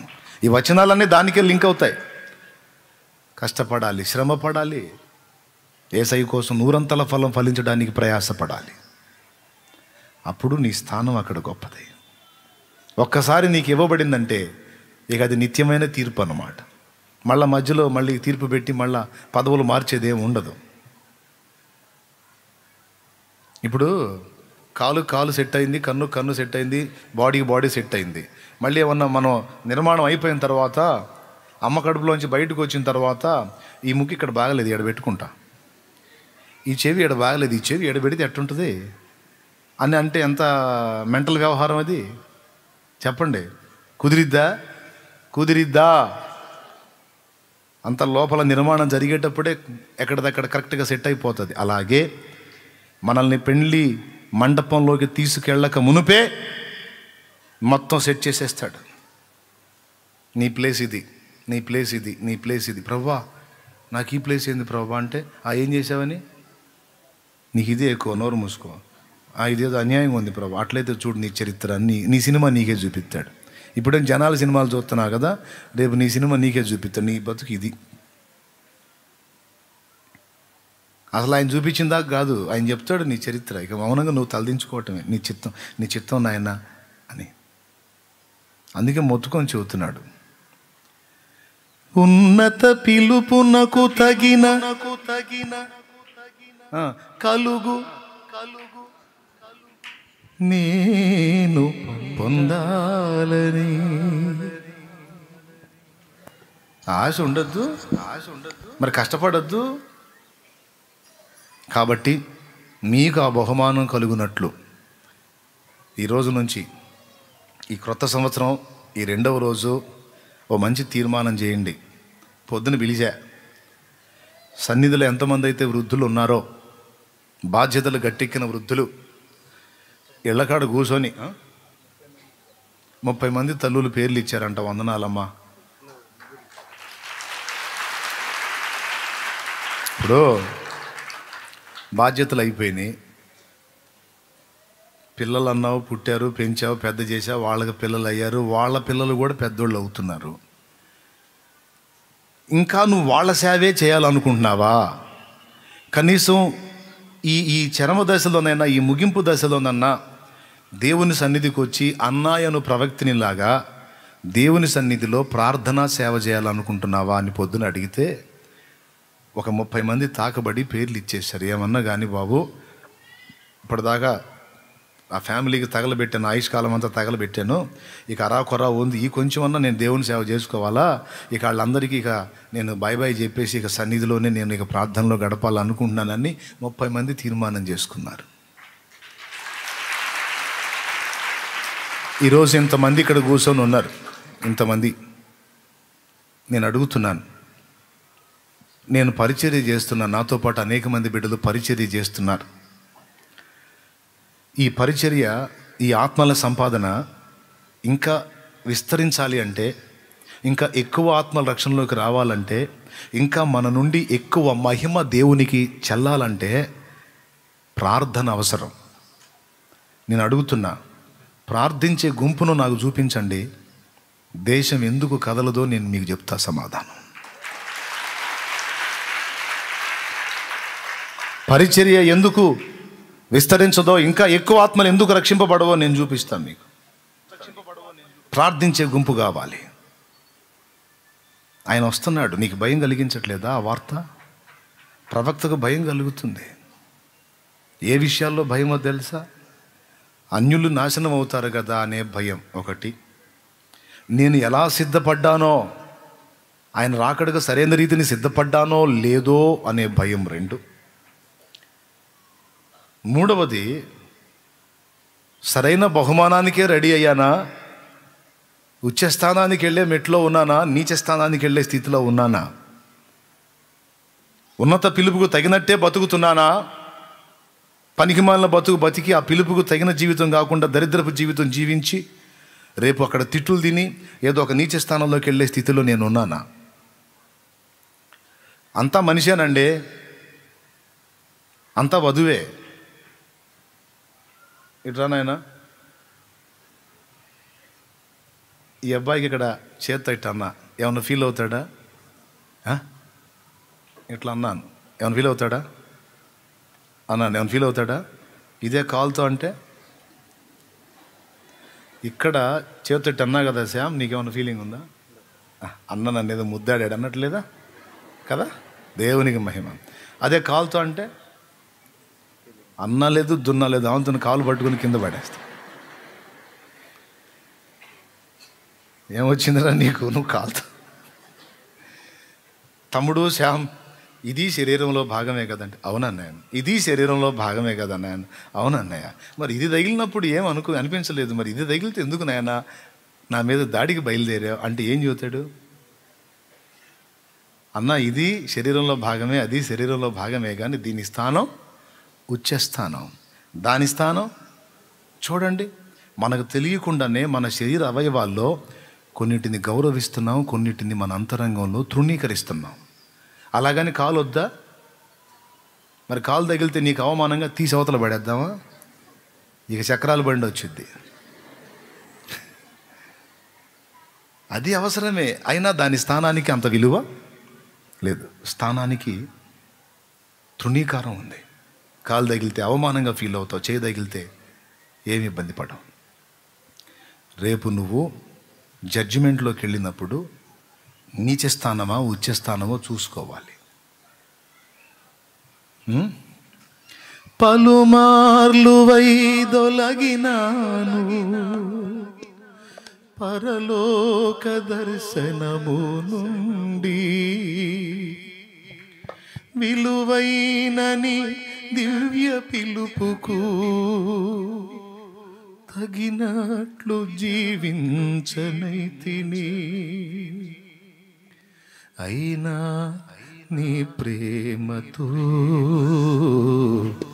నన్ను దరిజేర్చినావు, అందుకే గైకొనుము దేవా ఈనా శేష జీవితం. ఎన్నోసార్లు నేను పిలిచాడు. బహుమానం ఉందిరా తల్లి, సింహాసనం ఉందిరా, కిరీటం ఉందిరా, నా దగ్గర శ్రేష్టమైన నీకెన్నో ఇవ్వాలని ఎదురు చూస్తున్నానమ్మా, అందుకు తగ్గట్టు కొంచెం కష్టపడినానా, కొంచెం కష్టపడు తల్లి అని పిలుస్తున్నాడు. రక్షణ పొందాను గయ్యా, బాప్తీసం అన్నా పొందాను, ఇంకేంది నువ్వు ఇంకెట్లా కుదురుతుంది? అంతటితో సర్దుకో నువ్వు అంటే చెప్పి సర్దుకుంటాడు. సరేలే సావు, అట్నే సావని. దేవునికి స్తోత్రం. రేపు అక్కడికి వచ్చిందాక, తండ్రి వాళ్ళు అక్కడేంది నేను ఇక్కడేందంటే, అసలు నువ్వు పరలోకి వచ్చావు, నోరు మూసుకో, అసలు ఇంక అంతవరకు ఎక్కువ నీకు సర్దుకో అంట. ఏంటి ప్రభా సర్దుకునేది? నేను సర్దుకోనంటే మరి అప్పుడు నేను చెప్పినప్పుడు సర్దుకోమన్నావుగా. మారుమనసు పొందమన్నావు పొందాను, బాప్తిజం పొందమన్నావు పొందాను, ఇంక అంతే అన్నావుగా. నువ్వు ఇక్కడ దాకా వచ్చావు, పరలోకం చాలు, సర్దుకో అంతే. ప్రభా ఇంకా పై తరగతికి వెళ్ళే అవకాశం లేదా? ఏమైనా ట్రై చేసుకోవచ్చా? మళ్ళీ ప్రయత్నం చేయొచ్చా? అయిపోయింది ఆ టైం. ఈ తీర్పు నిత్యమైన తీర్పు అంటాడు. ఎంత డేంజరో చూడు. ఇంకెన్ని సంవత్సరాలు పెడతా కుటుంబానికి? అయిపోయింది కదా. నల్లగా ఉన్న జుట్టు అంతా తెల్లగా వచ్చిందాకా పెట్టావుగా, అవి కూడా ఊడిపోయిందాకా పెట్టాలా? ఏం పర్లో ఓడగొడతారు. వాళ్ళకి అందుబాటులో ఉన్నవాటి నెక్స్ట్ చేయబోయే పని అదే. తెలివి తెచ్చుకొని జాగ్రత్త పడు. ప్రార్థనా సేవకు నాకు సహాయకులు కావాలి. ఈరోజు చెప్తున్నా, బాధ్యతలన్నీ నెరవేర్చావు, పట్టెడు అన్నం దేవుడి సన్నిధిలో దొరికిద్ది, సిగ్గు కప్పుకోవడానికి అంత వస్త్రం దేవుని సన్నిధిలో దొరికిద్ది, రాత్రిపూట చలివేస్తే కప్పుకోవడానికి దుప్పటి కూడా దొరికిద్ది, బలహీనత వస్తే చూపించడానికి వైద్యం కూడా దొరికిద్ది. ఇంక నీకేం కావాలి? ఏం కావాలి చెప్పు? వాళ్ళ దగ్గరికి పోతావు, పట్టుమని ఒక వారం ఉన్నావు వాళ్ళ దగ్గర, పాపం బరువేగా.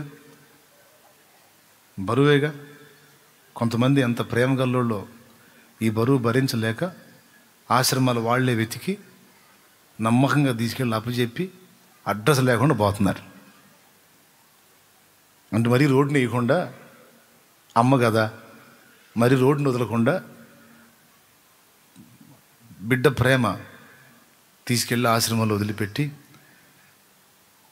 కొంతమంది కొడుకులు పాపం గతి లేక కోడళ్ళు దుష్టశక్తులయ్యి, దురాత్మలయ్యి, దయ్యాలయ్యి, మిమ్మల్ని కాదులేండి, మీరు నాకెళ్ళి అదో రకంగా చూస్తున్నారు, మిమ్మల్ని కాదు. కొంతమంది కోడళ్ళకి ఇప్పుడు ఆత్మల ఆవేశం మండిపోద్ది. అత్తల్లో కూడా దుష్టశక్తులు, దురాత్మలు, దెయ్యాలు ఉన్నారన్నయ్య, అది కూడా గుర్తుపెట్టుకున్నాను. కాదని నేను చెప్పాను. అయ్యింది. ఎందుకు లేరు? కొంతమందికి సరుకు అయిపోయిన సైకోయిజం బాదు. అరే నా పని అయిపోయింది, ఇంక నేను సాగించుకుంటే తంతారు నన్ను అనుకోదు. అంత అయిపోయి కూడా పెత్తనం చేయదు అంటాడు. తన్నులు తిన్నదాకా తెచ్చుకుంటుంది, ఇక తనటం మొదలుపెట్టినాక గందరగోళం అయిపోయింది. కనపడ్డవాళ్ళగా చూస్తుంటుంది, ఇంకా తనులు తింటా ఉంటుంది. అత్తల్లో కూడా ఉన్నారు పెడతరు పళ్ళు. అందుకే నేను అందరికీ శుభవార్త చెబుతున్నా, చేసావు మంచిగా చెడ్డో కష్టపడ్డావు, వాళ్ళని దారి చేసావు, ఇకనన్నా ఈ శేషం అన్నా ఆయనలో ఖర్చు పెడితే రేపు అక్కడ ఉన్నత బహుమానం పొందుతావు కదా.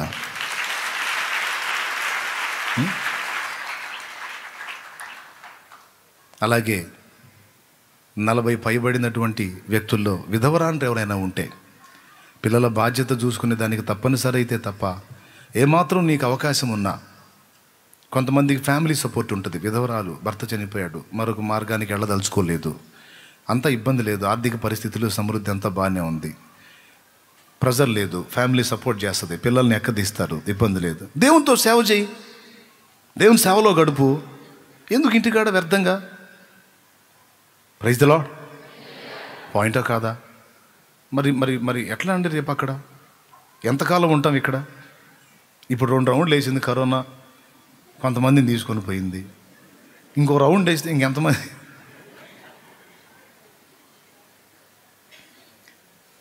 చెబుతాం, మనం నవ్వుకుంటున్నాం కానీ మన నెక్స్ట్ రౌండ్ ఇప్పుడు మనం మామూలుగా ఉన్నా సరే పాపం మీడియా వాళ్ళు వదిలిపెట్టట్లా. మొన్న ఒకటి చూసాం న్యూస్,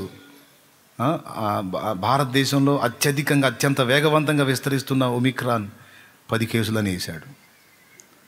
అత్యంత వేగవంతంగా విస్తరిస్తుందంటే ఒక 1000 కేసులు అంటాడో, నేను చూస్తే అత్యంత వేగవంతంగా విజృంభిస్తున్న ఒమిక్రాన్ 10 కేసులు అనేసి. అంటే మొదలు పెట్టాం మేము, మీకు అక్కడ దాకా తెప్పిస్తా ఉంటాడు. మీడియా కొంత సహాయం మంచిదే కానీ, మీడియా జాగ్రత్త చేయటం అవసరమే కానీ, మీడియా అతి జాగ్రత్త చేసి దడబెంచి పులికాడి గిలి పెద్దదని దాని ప్రచారం దెబ్బకు అదురుకొని సచ్చేవాళ్ళు ఎక్కువైపోయారు. అది చూడకుండా ఉండలేం. నేను చెబుతున్నాను, సమస్య వల్ల కొంతమంది ఎఫెక్ట్ అయితే దాన్ని కూర్చున్న జరిగిన ప్రచారం వల్ల అదురుకొని ఎక్కువ మంది దెబ్బతిన్నారు. ఇంకో 3వ రౌండ్ వేస్తే ఎంతమంది ఉంటామో తెలియదు, 4వ రౌండ్ వేస్తే ఎంతమంది ఉంటామో తెలియదు. సరే ఒమిక్రాన్ పోయింది, కరోనా పోయిందని ఇంకో డొమిక్రాన్ రాదని గ్యారంటీ లేదు, ఎప్పుడు తెలియదు కదా. ఉన్న 4 రోజులే కదా జీవితం. తల మొత్తం తెల్లగా అయిపోయింది, సీరియల్ చూస్తుంటుంది, ఇంకేం సాధించాలో నాకు అర్థం కాదు. సీరియల్లో చూస్తూ ఉంటే ఏం చేయాలని సరే చూసి అవేవేవో కొన్ని అనుభవాలు అందులో కనపడ్డాయి. ఇంకేం ప్రాక్టీస్ చేయాలని? సోది వ్యవహారం కదా, మైండ్ తక్కువ పనులు కదా. ఇప్పుడు యవనస్తులు అంటే ఆ స్టోరీల్లో ఏదన్నా తన స్టోరీ ఉంటే, ఏదో ఆ కోడలు ఏదన్నా మంచిగా ప్రవర్తిస్తే అత్త ముందు ఏమి కూడా అట్లా ప్రవర్తించాలని ఏదో నేర్చుకుంటాను చూసిందని చెప్పుకోవడానికి కవరింగ్ ఉంటుంది. అంతా అయిపోయింది, ఇంకేం చేయాలని.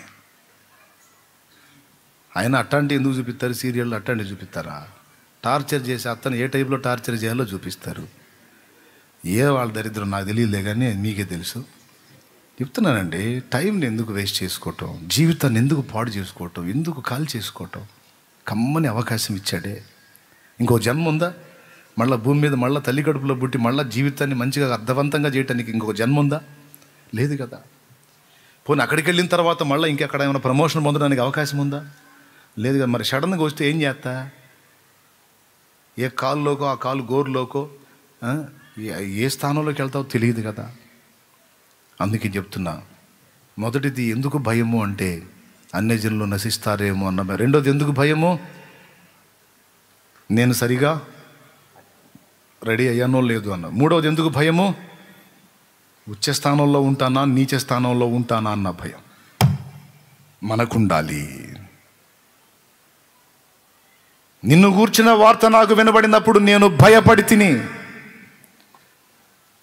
నీకు భయం కలగాలి, నాకు భయం కలగాలి, మనం భయం కలిగి బ్రతకాలి. ఏం పిలిచాడు నిన్ను? ఎంత ఉన్నతమైన పిలిచాడు తెలుసా నీకు? పాటేమో ఎగబడి పాడతాం. అసలు ఆ పిలుపు విలువ తెలుసా మనకి? పాట ఏం పాట? కదిలితే చీకటి నుండి వెలుగులోనికి నన్ను పిలచిన తేజోమయ, చీకటి నుండి వెలుగులోనికి నన్ను పిలచిన తేజోమయ, రాజవంశములో యాజకత్వము చేసేదను. ఏం నాపా? పర్లేదులే. నువ్వమ్మా, నువ్వయ్యా యాజకత్వం ఏడుపు సంగతి ఏవో కానీ ముందు అవకాశం ఉన్నంత వరకు కాస్త కోస్త చిన్న పని మొదలుపెట్టు. ప్రార్థనా జీవితాన్ని దిట్టపరచుకో. దేవునితో సహజీవనం సరిగా మొదలుపెట్టు. సరైన ఆత్మీయతను సాధన చేయి. ఆయన చెప్పినట్లు విసర్జించమన్న వాటిని విసర్జించి, హత్తుకొని ఉండమన్న వాటిని హత్తుకొని ఉండడానికి మొదలుపెట్టు. ఎంత ఉన్నతమైన పిలుపు తెలుసా? ఈ లోకంలో చక్రవర్తులకు లేదు, రాజులకు లేదు, అధికారులకు లేదు, ధనవంతులకు లేదు, గొప్ప గొప్ప వంశపు వారికి లేదు. నిన్ను పిలిచాడు ఆయన. రా నా పని చెయ్యమ్మా అని పిలిచాడో. అవునా? దొరికిద్దా? అందరికి దొరికిద్దా?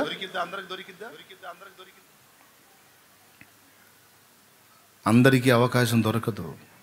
అరే నిన్ను పిలిస్తేనేమో నువ్వేమో సాగించుకోవటం ఎక్కువైంది. ఈరోజు చెప్తున్నాను, తల్లులు ప్రార్థనా సపోర్ట్ నాకు చేయడానికి సిద్ధమైతే చక్కగా మీరు మీ బాధ్యతలు నెరవేర్చిన తల్లులు ఇంకెవరెవరైతే ఉన్నారో హాయిగా దేవుని సన్నిధిలో ప్రార్థన చేయొచ్చు. ఏదన్నా మీ చేయదగ్గ పని ఉంటే పరిచర్య కూడా చేసుకోవచ్చు. మీకు ఇదే ఆహ్వానం. ఈ నూతన సంవత్సరంలో ఈ 2022లో 2వ తారీఖున నీకు ఇదే పిలుపు. రా దేవుని సేవ చేయి. నువ్వు తిరిగి ప్రకటించనక్కర్లా, ప్రార్థించు. పట్టడన్నం తినో, హాయిగా సేద తీరు. ఏదన్నా పని పరిచర్య చేయాలని నీకు ముచ్చటగా ఉంటే చెయ్యి. లేదా నేనేం చేయను, ఇటు పొల్ల అటు పెట్టనంటే ఓకే, ప్రార్థన చెయ్యి.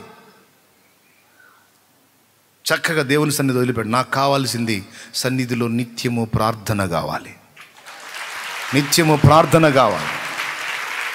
ఒక బలమైన కార్యాలు మనం చూడాలంటే బలమైన ప్రార్థన తప్పనిసరి. ప్రార్థన మూల్యం ఎంత చెల్లిస్తామో ఫలితం అంతే ఉంటుంది.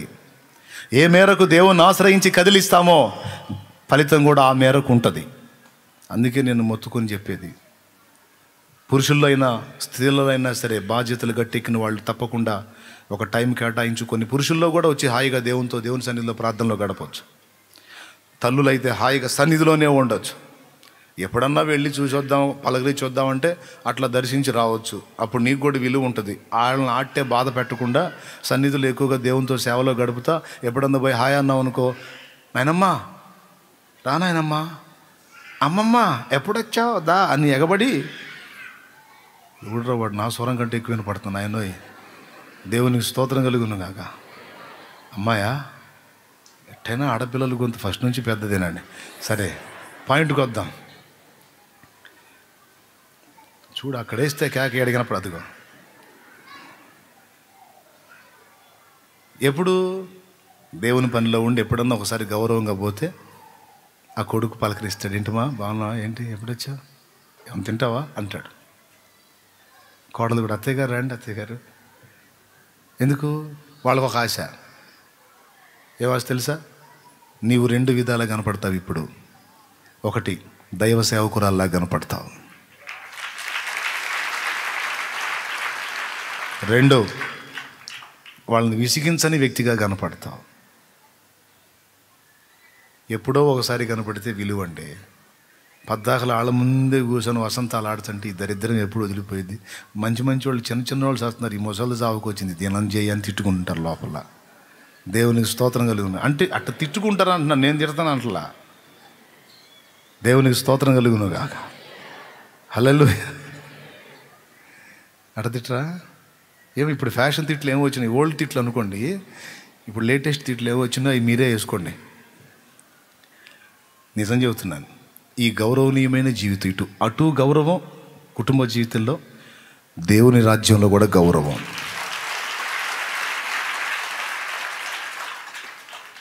అర్థవంతంగా జీవితాన్ని ఖర్చు పెట్టు. వస్తున్నాడు టైం వేస్ట్ చేయవా. పురుషులు, యవ్వనస్తులైన పురుషులకు కూడా చెప్తున్నాను నేను, జాబులు చేస్తున్నావు, పనులు చేస్తున్నావు, పాటలు పడుతున్నావు, ఏదో తిప్పలు పడుతున్నావు, పడు. అయితే నువ్వు కష్టపడి జాబులు చేసి అది చేసి ఇది చేసి నువ్వు సంపాదించి నీ భార్య పిల్లల్ని పోషించుకుంటే రేపు అక్కడ కూర్చోబెట్టి సింహాసనం మీద ఎక్కి కూర్చోబెట్టి అయ్యా కిరీటం పెట్టుకొని అన్న పెట్టుకో బాగా కష్టపడ్డా కుటుంబం కోసం అని నీకేమి దండలేసి సన్మానాలు చేసి నీ కిరీటాలు పెట్టడం. రేపు న్యాయపీఠం ముందు నీ చరిత్ర ఏంటి, నువ్వు ఎంతవరకు చేశావు, నీ ఆరాటం ఏంటి, నీ ప్రార్థన ఏంటి, నీ పరిచర్య ఏంటి, నీ ప్రకటన ఏంటి, ఎన్ని ఆత్మల్ని నువ్వు ప్రభావితం చేశావు, నీకు ఇవ్వబడిన టాలెంట్స్ ఏంటి, ఎన్ని రకాల తలాంతులు ఇచ్చాడు నీకు, ఎన్ని రకాల టాలెంట్స్ ఇచ్చాడు, ఎంతవరకు వాటిని న్యాయం చేశావు, ఎంతవరకు వాటిని అర్థవంతంగా ఖర్చు పెట్టావు, ఎంతవరకు ఆత్మల రక్షణ కొరకు వాటిని వెచ్చించావు, వినియోగించావు. రేపు వ్యర్థుడా అని అనొచ్చు నిన్ను. వ్యర్థుడా, నీకు ఇచ్చిన తలాంతులు ఇంకొకటికి ఇచ్చి ఉంటే అద్భుతంగా వాడబడేవాడు. నీకు నేను టాలెంట్స్ ఇస్తే అవన్నీ కూడా వ్యర్థ సంపాదనకు వెచ్చించి జీవితాన్ని ఖాళీగా ఖర్చు పెట్టి ఇప్పుడు వచ్చి వాళ్ళని చూసి వీళ్ళని చూసి నాకు కావాలంటే ఎట్లా? దేవుడు నిన్ను అడక్క మునిపే జాగ్రత్త పడు. ఆయన వస్తున్నాడు. ఆయన రాకడను గూర్చిన వార్త నీలో భయము కలగని. హల్లెలూయా.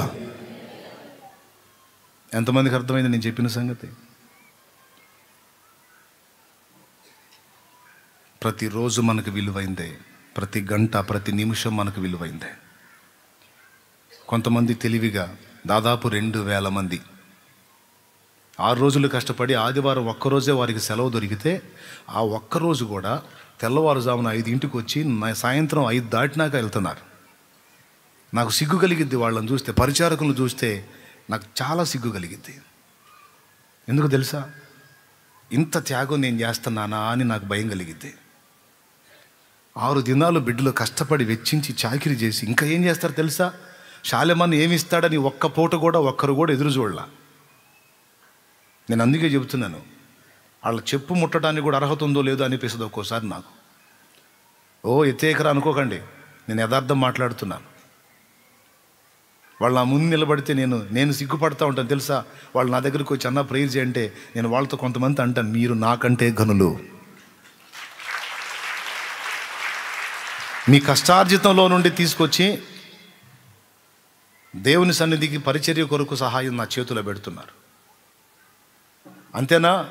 వారి రాబడి అంతట్లో నుండి దేవుని కొరకు ఒక భాగాన్ని కేటాయించి, నా బిడ్డలండి వండుకునే ఆహారం రైస్ ఒక బ్యాగ్ తెచ్చుకుంటే వండుకునే ప్రతిసారి గుప్పెడు బియ్యం తీసి ఇన్ని గుప్పెళ్ళని తీసి ఒక బ్యాగ్లో పోసుకుంటారు. ఎందుకు తెలుసా? నాకు అన్నం పెట్టాడు యేసయ్య, ఈ అన్నంలో 10 మందికి నేను అన్నం పెట్టాలి, 10 మందికి నేను పెట్టాలి అన్నం. నేను నాకు ఇచ్చాడు, నేను ఎగబడి తింటే ఎట్లా? 1 కిలో అన్నం నేను వండుతున్నా నా ఇంట్లో అంటే ఇందులో ఇదిగో ఈ కొంత నా దేవుని సన్నిధికి. ఎందుకంటే నా దేవుని సన్నిధిలో అనేక మంది అన్నాలు తింటారు, అనేక మంది ఆపదలో వస్తారు. ఎవరు వచ్చినా నా సన్నిధిలో ఆహారం ఉండాలి. అని దేవుడు చెప్పాడు కనుక నాకున్న దానిలోనే ఏ పదార్థం సిద్ధం చేసుకున్నా, ఏది తెచ్చినా, ఏది ఉన్నా, ఏది పండినా అమ్మో నా దేవునికి అని కేటాయించి తెచ్చి అక్కడ పడేస్తా. సన్నిధిని ఎప్పుడు సమృద్ధితో నింపుతా. వారి రాబడిలో నుండి ధన రూపంలో కూడా తోడ్పాటు అందిస్తా. శరీరంతో చాకిరీ చేసి అన్నా నీలాగా ప్రకటించడం నాకు రాదన్నా, నేను ఇదిగో ఇది చేయగలుగుతాను, నాకు అవకాశం అన్నా, చేయి తమ్ముడు, చేయి చెల్లి, చేస్తా. కొన్ని సంవత్సరాలుగా నా బిడ్డలు, ఎంతోమంది ఆత్మీయ బిడ్డలు తోడ్పాటు అందిస్తే మీరు కూడా దేవుడు నాకు ఇచ్చిన పిల్లలే. మీలో నుండే కొంతమంది లేచి వాళ్ళ టైంని ఎంత అద్భుతంగా వినియోగించుకుంటున్నారో చూడండి. మీరు కూటమి అయిపోయింది, ఇప్పుడు నేను ముగిస్తాను, మీరు చక్కగా కూర్చుంటారు, మీ వెహికల్స్ వెళ్తూ ఉంటాయి, పిచ్చోళ్ళలాగా అరుచుకుంటా, మొత్తుకుంటా, ఆ విజిల్స్ వేసుకుంటా, హడావుడిగా పరిగెత్తుకుంటా. వాళ్ళ కష్టాన్ని ఒక్కసారి గుర్తించండి. మీరు మీకు తెలుసా, ₹1 కూడా నేను వాళ్ళకి ఇవ్వలా. ఎందుకు తెలుసా? నా దేవుని సేవ, నశించిపోతున్న ఆత్మల కోసం అన్న కష్టపడుతున్నాడు. ఇంత మాత్రం సహాయం నేను అన్నకు చేయగలిగితే కొంచెం ఫ్రీగా సేవ చేస్తాడన్నా. ఇంత మాత్రం నేను సపోర్ట్గా నిలవగలిగితే, ఈ పరిచర్యకు నేను ఉండగలిగితే, ఈ టెన్షన్ లేకుండా అన్న సేవ చేయగలుగుతాడు. అందుకే ఈ టెన్షన్ అంతా నేను భరిద్దాం. నా దేవుడు వదిలిపెడతాడా? నా దేవుడు మర్చిపోతాడండి? వాళ్ళని మర్చిపోతాడా? ఎట్టి పరిస్థితుల్లో మరవడు, ముచ్చట పడతాడు.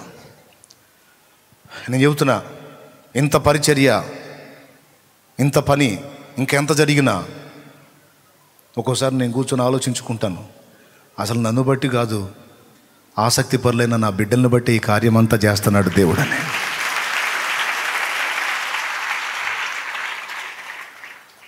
హల్లెలూయా. మిగిలిన వాళ్ళు కూడా ఆలోచన చేసుకోండి. ఎంత తిన్నాం, ఎంత తాగాం, ఎంత తలగబోసుకున్నాం, ఎంత సంపాదించాం, కుటుంబాన్ని ఎన్ని టూర్లకు తిప్పాం, వాళ్ళకి ఎంత ఎంజాయ్ చేసాం అనేది కాదు. దేవుని కోసం, నశించిపోతున్న ఆత్మల కోసం, దేవుని మహిమ కోసం ఎంత చేశానో, ఎంత జీవిస్తున్నానో, ఆర్థిక సమృద్ధిలో నుంచి ఎంత వెచ్చించాను, ఎంత ఖర్చు పెట్టానో, నా లైఫ్లో నుంచి ఎంత టైం దేవునికి ఇచ్చానో, నాకు దేవుడిచ్చిన ఆరోగ్యంలో నుంచి, ఆ బలంలో నుంచి ఎంత దేవుని కోసం వెచ్చించాను, నాకు దేవుడిచ్చిన టాలెంట్స్ ఎంతవరకు దేవుని కోసం ఖర్చు పెట్టాను అన్న ప్రశ్న ప్రతి నరుడు వేసుకోవాలి. ముఖ్యంగా విశ్వాసమైన వాళ్ళందరూ వేసుకోవాలి. ఆయనను గూర్చిన వార్త నీకు భయం కలగని, ఆయన రాకడను గూర్చిన వార్త నీ కర్తవ్యాన్ని నీకు బోధించని. జాగ్రత్త పడండి. రక్షణలోకి వచ్చిన వాళ్ళు సిద్ధపడండి. 2వ మాట, సంవత్సరం జరుగుచుండగా కార్యమును నూతనపరచమన్నాడు. నూతనపరచబడటం అంటే ఏంటో తెలుసా? దేవుణ్ణి అడుగుతున్నాడు, కార్యాలను నూతనపరచు ప్రభువా. అంటే దేవుడు జోక్యం చేసుకొని ఎప్పటికప్పుడు క్రొత్త పుంతలు తొక్కించాలట మనల్ని. ఆ క్రొత్త పుంతలు తొక్కించాలంటే ఖచ్చితంగా దేవునిని మనం ప్రార్థించవలసి ఉన్నది. ఆయన అడుగుతున్నాడు, భక్తుడు, కార్యాలు నూతనపరచయ్యా అని అడుగుతున్నాడు. ఏం హబక్కూకు గారు, పాతవిగా ఉంటే ఏమైద్ది? ఏది పాతగిలి ఉడిగిపోవునో అది నివర్తన మగుటకు సిద్ధముగా ఉన్నది. హెబ్రీ పత్రిక. అంటే అదృశ్యం అవటానికి సిద్ధంగా ఉంది. అందుకే దేవునికి ప్రార్థన చేస్తున్నాడు భక్తుడు, కార్యాలు, నీ పరిచర్య, నీ ప్రకటన, నీ ప్రార్థన, నీ సేవ ఎప్పటికప్పుడు క్రొత్తగా ఉండునట్లు మాకు సహాయం వచ్చాయి. పాతబడ్డాయా? ఉదాసీనత వచ్చింది, నిర్లక్ష్యత వచ్చింది, నెగ్లిజెన్సీ వస్తుంది. పాతబడకూడదు తండ్రి, నిత్య నూతనంగా ఉండేటట్టు. నువ్వెట్లా నిత్య నూతనమో నీ సేవ, నీ పరిచర్య, ప్రార్థన, నీ ధ్యానం, సువార్త ప్రకటన, ఆత్మల రక్షణ, ఇవన్నీ ఎప్పటికప్పుడు క్రొత్తగా ఉండునట్లు, నీ కార్యాలన్నీ నూతనపరచబడినట్లు, ఇంకా విస్తరించినట్లు, ఇంకా ముందుకెళ్ళునట్లు కృపతో సహాయము చేయమని వేడుతున్నాడు. 3వ మాట ఏమన్నాడు? వాటిని తెలియజేయి. ఇంకా ఏమేమి కార్యాలు జరిగించబోతున్నావో, ఇంకా ఏమేమి కార్యాలకు పూనుకుంటున్నావో, ఇంకా ఏమేమి జరగాలని ఆశిస్తున్నావో, నీ సంకల్పాలు, నీ చిత్తము, నీ ప్రణాళిక ఏదై ఉందో అది బయలుపరచు. దాన్ని గుర్తుపట్టకుండా వెర్రిముర్రి వేషాలు వేసి పిచ్చి చేష్టలు చేస్తే కోపగించుకోవటం మానొద్దు. కోపపడి వాళ్ళు లెంపకాయ కొట్టైనా బుద్ధి చెప్పైనా నీ త్రోవలో నిలబెట్టు. అచ్చంగా కోపడితే సస్తాం గనక వాత్సల్యంతో కనిపెట్టునాయన. మా బుద్ధిహీనతను బట్టి మేము త్రోవలోకి వచ్చినట్లు ఒక దెబ్బ కొట్టినా కోపించుచునే వాత్సల్యము చూపయ్యా, చెయ్యి విడవకయ్యా. ఈ 3 సంగతులు హబక్కూకు ప్రార్థనలో మనం తెలుసుకోగలుగుతాం. ఈరోజు ఇంకా ఇంతకు మించి నేనేం చెప్పదలుచుకోలేదు. ఇంక అందులో నుంచి ఆ 2 వచనాల్లో నుంచి ఇంకా బోల్డ్ అంత మ్యాటర్ ఉంది. తవ్వకాల్లోకి వెళితే నేను దాని జోలికి పోదలుచుకోలేదు. గత 2 దినాలుగా ఇప్పటికే మీరు వింటూ ఉన్నారు కనుక టూకీగా ఇంతవరకు నేను ముగిస్తున్నాను. మీ కర్తవ్యాన్ని గుర్తుపట్టండి. దేవుని పని ఎప్పుడు పాతబడనీయకండి. ఆత్మల సంపాదన పాతబడకూడదు. అప్పట్లో స్టార్టింగ్లో నేను ఎంతోమందిని రక్షించాను కానీ ఇప్పుడు లేదు అనొద్దు. స్టార్టింగ్లో ఒక 5-10 మందిని రక్షించాను కానీ ఇప్పుడైతే అనేక మంది, ఇంకా ఎక్కువ మంది ఆత్మను రక్షించడానికి దేవుడు నన్ను వాడుకుంటున్నాడు అనేటట్టు ఉండాలి. దేవుని పని పాతబడొద్దు. దేవుని చిత్తం ఏంటో తెలుసుకోకుండా నీ బ్రతుకు గడవకూడదు. ముఖ్యమైన 3 సంగతులు ఆ ప్రార్థనలో ఉన్నాయి. వాటిలో మొట్టమొదటిది, నిన్ను గూర్చిన వార్త వినినప్పుడు నాకు భయం కలుగుతుంది అని. చూసుకో, నువ్వు సరిగా సిద్ధపడ్డావో లేదో చూసుకో. నీ పిలుపుకు తగ్గ జీవితం కలిగి ఉన్నావో లేదో చూసుకో. ఆయన చిత్తం నెరవేరుస్తున్నావో లేదో చూసుకో. సరైన రీతిని ఇంకా రక్షణలోకి వచ్చావో లేదో చూసుకో. ఉన్నతమైన బహుమానానికి తగ్గట్టుగా సిద్ధపడుతున్నావో లేదో చూసుకో. ఎవరికి వాళ్ళు జాగ్రత్త పడండి. రండి మోకాళ్ళ మీదకి.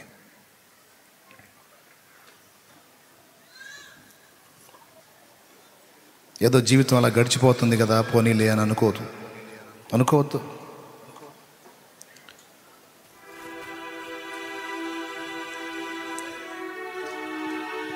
మీటింగ్స్ సమయం దగ్గరకు వస్తుంది కనుక ఇంకొక మాట కూడా చెప్తాను నేను.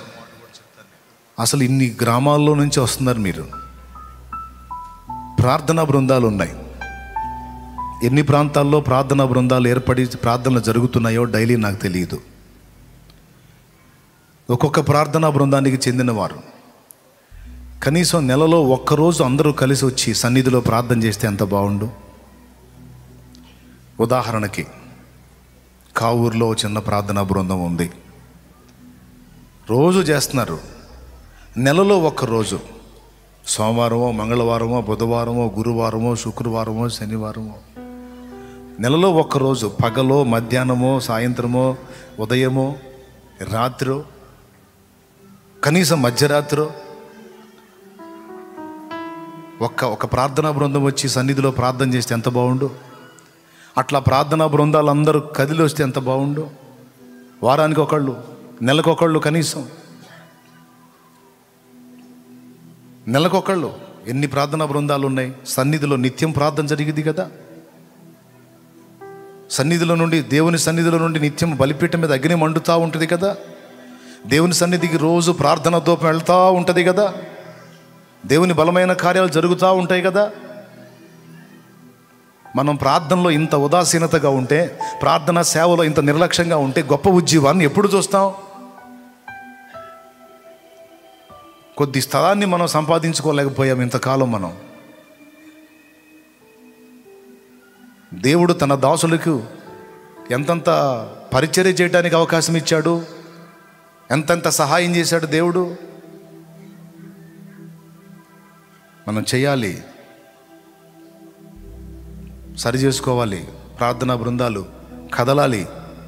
ఈ క్రొత్త సంవత్సరంలో తీర్మానాలు చేసి ఎవరికోళ్ళు, కావూరులో వాళ్ళు ఒకరోజు సోమవారం రోజు కేదర్ అయితే జాలాదిలో ప్రేయర్ టవర్ ఉంది. అనేక మంది పరిశుద్ధులు డైలీ కూడుకుంటారు.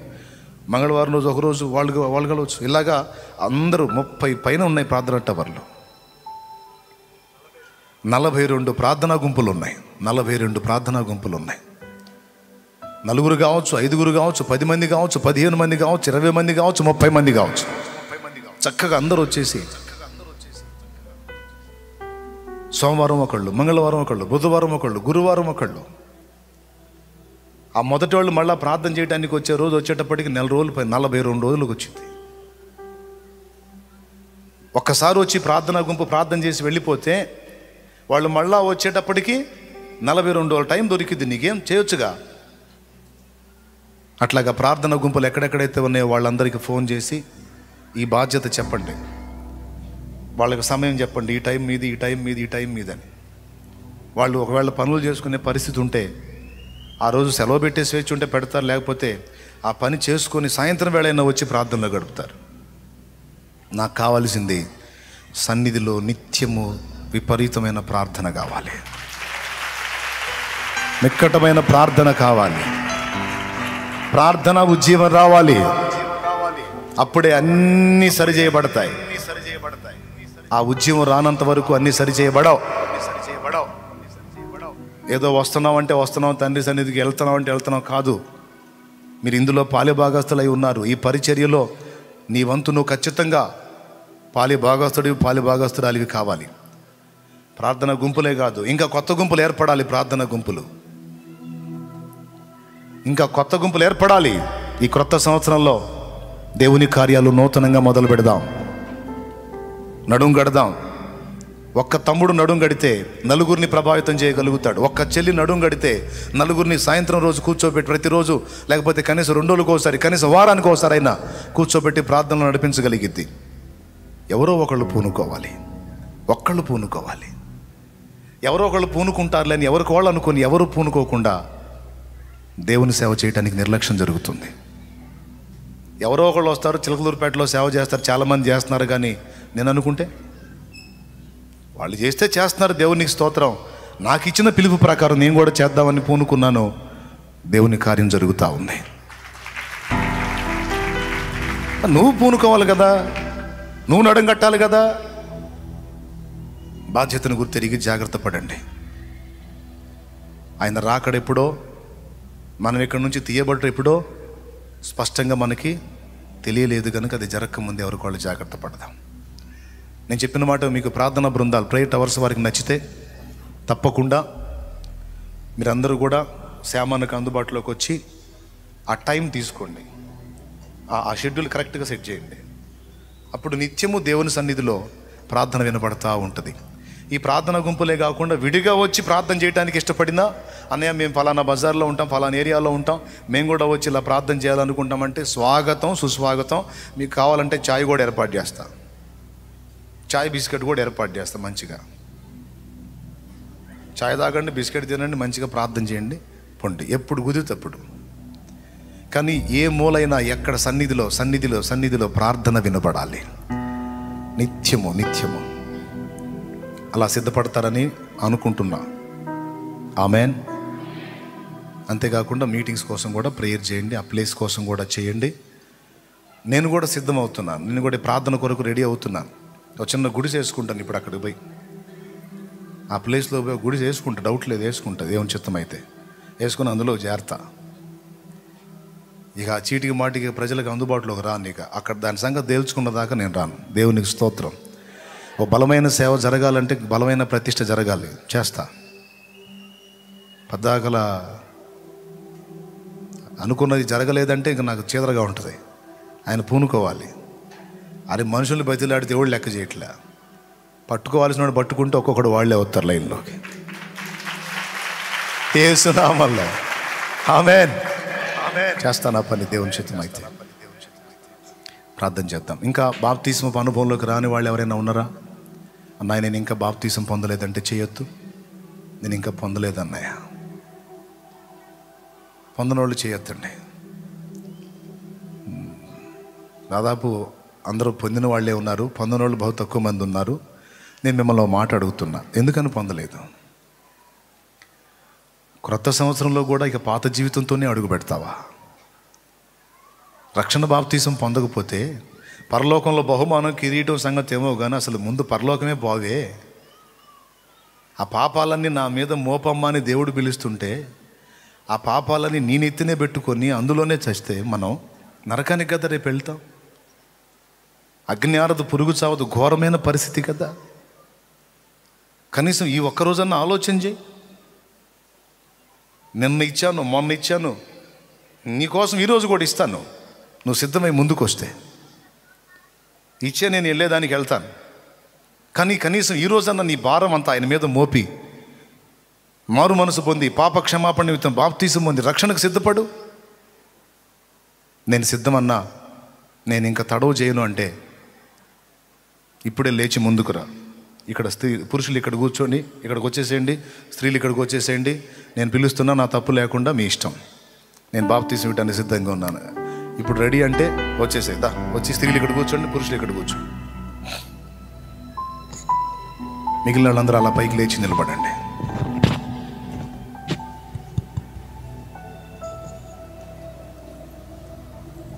రక్షణ సిద్ధమైన వాళ్ళు ఆలస్యం చేయొద్దు. ఇదే టైం.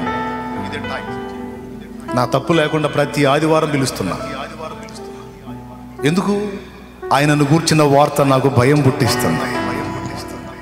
ఎక్కడ నశించిపోతారో, ఎక్కడ నరకాగ్నికి వెళ్తారో, ఎక్కడ అగ్ని ఆరని పురుగు చావని ఘోరమైన స్థితికి వెళ్తారో.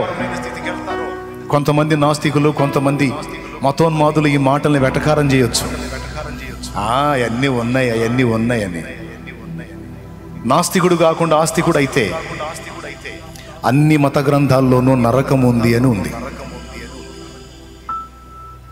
వేరే మతానికి చెందినోడైనా సరే నరకాన్ని గురించి ఎవడైనా వెటకారం చేస్తే చెప్పండి, ప్రతి మత గ్రంథంలో నరకాన్ని గూర్చిన సాక్ష్యం ఉంది.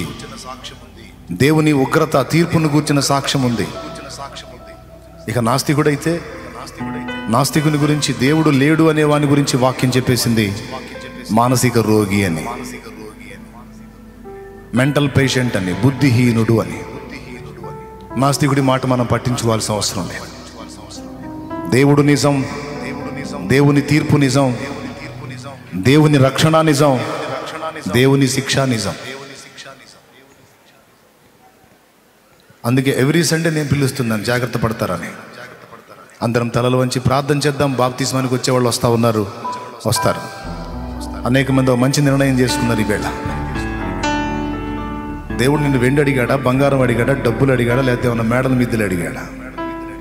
ఆ పాపాలని తెచ్చి నా మీద నాయన ఇక పవిత్రంగా బతుకు, ఇకనన్నా జాగ్రత్తగా బతుకు. చేసావుగా రకరకాల పాపాలు ఘోరంగా చేసావు కదా, అవన్నీ విసర్జించు. అవన్నీ తెచ్చి ఇక నా మీద మోపి ఇక పవిత్రంగా బతుకు. నీ కోసం ఆ శిక్ష అంతా నేను భరిస్తాను అని ఆయన పిలుస్తున్నాడు. నీ పాప భారమంతా నా మీద వహిస్తానని దేవుడు పిలుస్తుంటే ఇంత మంచి అవకాశాన్ని నిర్లక్ష్యం చేస్తే రాబోతున్న ఉగ్రత ఎట్ట తప్పించుకుంటాం? గొర్రెపిల్ల ఉగ్రత. పరిశుద్ధుడైన మా తండ్రి, ఈవేళ నా ప్రభా నీవు ఇచ్చినటువంటి పిలుపుతో అనేక మంది ఇదిగో స్పందించు, రక్షణకు తీర్మానించుకొని ఉన్నారు. కొంతమంది నీ పరిచర్యకు తీర్మానం చేసుకున్నారు. ప్రార్థనా సేవ కావచ్చు, సువార్త ప్రకటించే సేవ కావచ్చు, దైవజనునికి సహకరించేటువంటి సేవ కావచ్చు, ఎన్ని రకాల సేవల్లో మళ్ళా పునఃప్రతిష్ఠ చేసుకున్నారో బిడ్డలందరినీ బట్టి నీ కార్యాలు పాతబడకూడదు, అవి నిత్యము నూతనంగా ఉండాలి. నీ కార్యాలు, నీ చిత్తం ఏంటో మాకు ఎప్పటికప్పుడు తెలియాలి. బుద్ధిహీనంగా అడుగులేస్తే మమ్మల్ని విసర్జించొద్దు. కోపపడు, కానీ వాత్సల్యాన్ని బట్టి గుర్తు చేసుకో.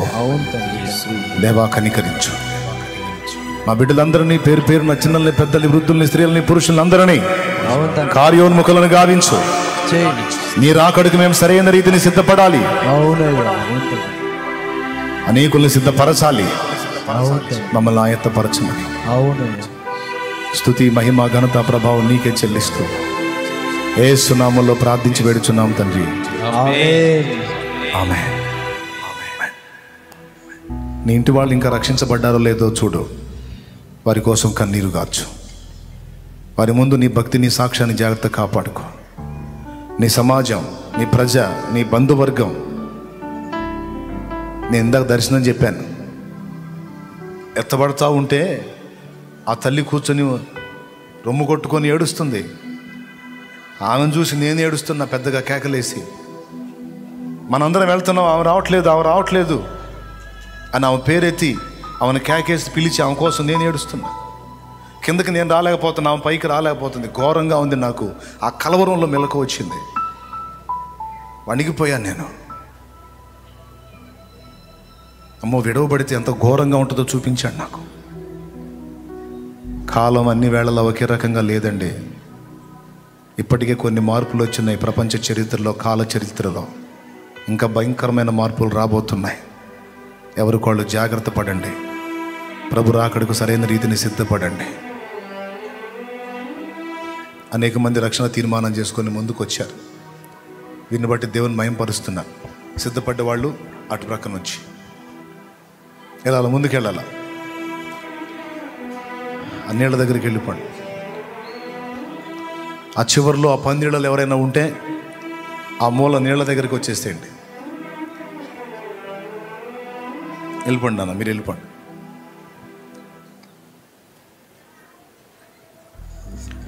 ఇంకా ఎవరైనా ఉంటే, ఇంకా ఎవరితో ఆయన దేవుడు మాట్లాడుతుంటే, కులానికి భయపడో, మతానికి భయపడో, ఇంటోళ్ళు ఒప్పుకోరు, వాళ్ళు ఒప్పుకోరు, వీళ్ళు ఒప్పుకోరు, రేపు నరకం నుంచి ఎవడు కాపాడు నిన్ను.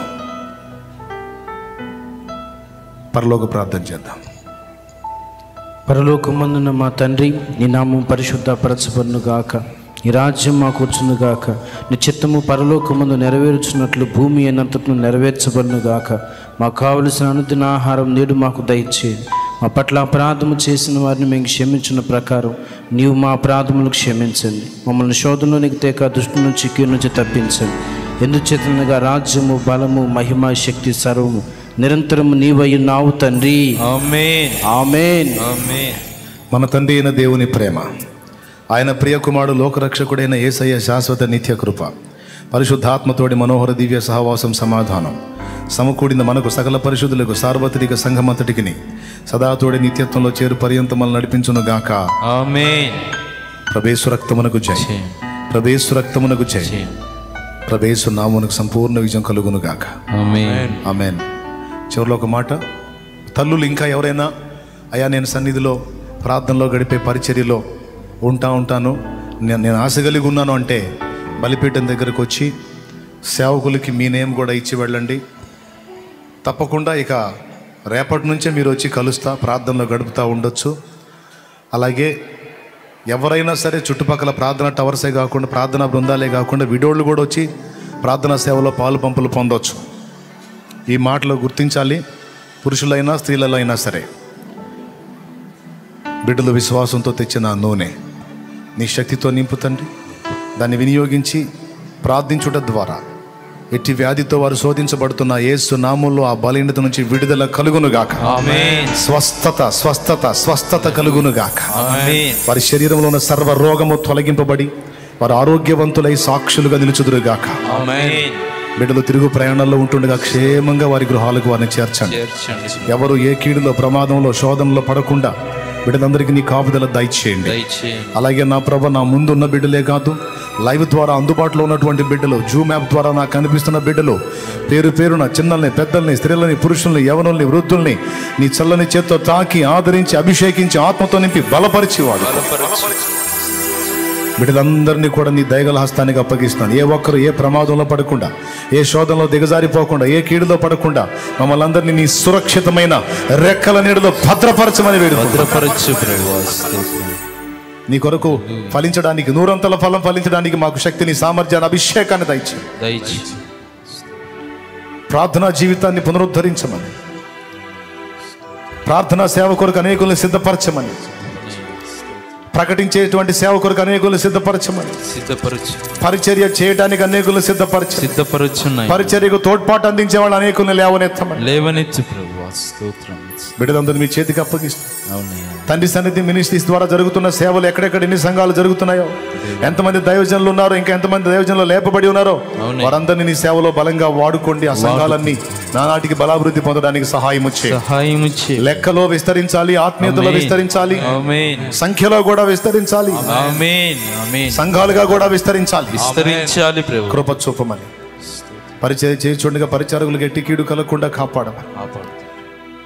నీ సెలవైతే మీటింగ్స్ మేము సిద్ధమవుతుండగా పర్మిషన్ దగ్గర నుండి ప్రతి ఏర్పాట్లోనూ మీరు తోడై ఉండి కార్యాలు జరిగించమని. అడుగు వాటికంటే, ఊహించు వాటికంటే అత్యధికంగా చేయగల దేవుడవు గనుక అక్కడ ఏర్పాటు చేయడానికి అవరోధాలు ఏమీ లేకుండా అన్ని మార్గాలు సరళపరిచి కార్యాలు ముందుకు రప్పించి గొప్ప కార్యాలు జరిగించమని యేసు నామమున వేడుచున్నాం తండ్రి.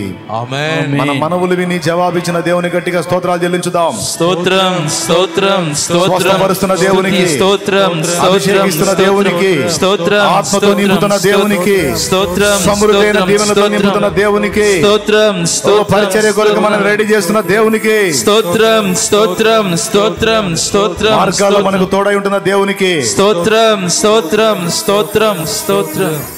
హల్లెలూయా హల్లెలూయా హల్లెలూయా. వచ్చే శనివారం ఏదో ఉందనుకుంటాను. లక్కగా వచ్చే శనివారం మా లైట్ వచ్చింది. తప్పకుండా మనం కలుద్దాం. మీ అందరికీ వందనాలు, శుభాలు, దైవాశీస్సులు. ఆహారానికి సిద్ధమైన వాళ్ళు వెళ్ళి కూర్చోండి. పరిచారకులు మీకు తెచ్చి వడ్డిస్తారు, తినండి. పరిచర్యలో నానా రకాలుగా నాకు తోడ్పాటు అందిస్తున్న వారందరి కొరకు వందనాలు. మీ అందరి ప్రేమను, మీ త్యాగాన్ని, మీ పరిచర్యను నేను మర్చిపోను. నా దేవుడు అంతకన్నా మర్చిపోడు. కృప మనందరికీ తోడై ఉండును గాక. తల్లులు, పెద్దవాళ్ళైన తల్లులు, తండ్రులు, ఇకనైనా ప్రార్థనా సేవ కొరకు రండి. పెద్దవరాండ్రు, భర్తను కోల్పోయిన స్త్రీలు, మీకున్న స్వేచ్ఛను బట్టి, ఫ్రీడమ్ను బట్టి తప్పకుండా మీరు కూడా దేవుని సన్నిధిలో సేవ చేయొచ్చు. దేవుడు అవకాశం ఇస్తాడు. ఈ విషయాలన్నింటినీ మనస్కరించి ఎవరికి వాళ్ళు మీ టైంని దేవుల్లో వెచ్చించడానికి జాగ్రత్త పడండి.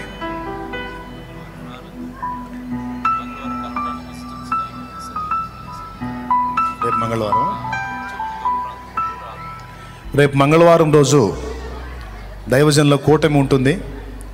ఈ సంవత్సరం మొదటి సేవకుల కూటమి అది.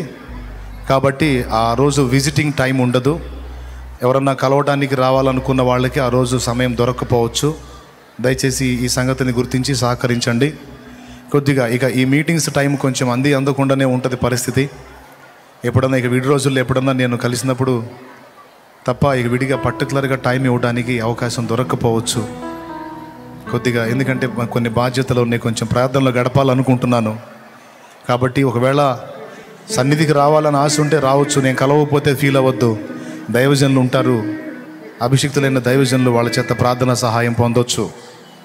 సన్నిధిలో గడుపుకోవచ్చు, ప్రార్థనలో గడపచ్చు. ప్రార్థన బృందాలు ఉంటాయి, వాళ్ళు ప్రార్థన చేస్తూ ఉంటారు. వాళ్ళతో కూర్చొని ప్రార్థన చేయించుకోవచ్చు. ఇట్లా అవకాశం ఉంటుంది. నేను కొంచెం ప్రార్థనలో ప్రత్యేకంగా గడపాలని అనుకుంటున్నాను. నాకు సహకరించండి. ఎందుకంటే కొన్ని కార్యాలు బ్రేక్ పడుతూ ఉన్నాయి. సైతాను గారు అడ్డుపడుతూ ఉన్నాడు.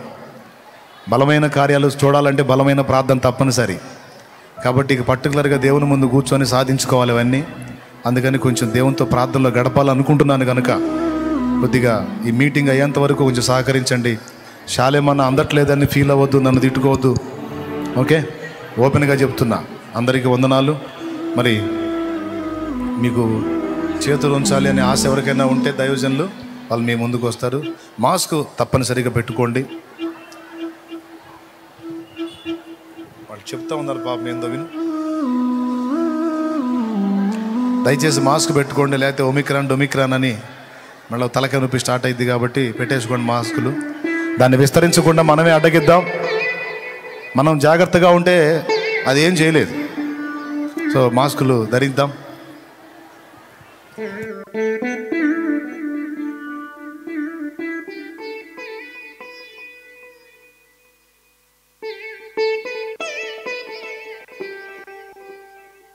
నేను అక్కడికి వచ్చాను అనుకో, బాప్తిస్మాలు ఆగిపోతాయి.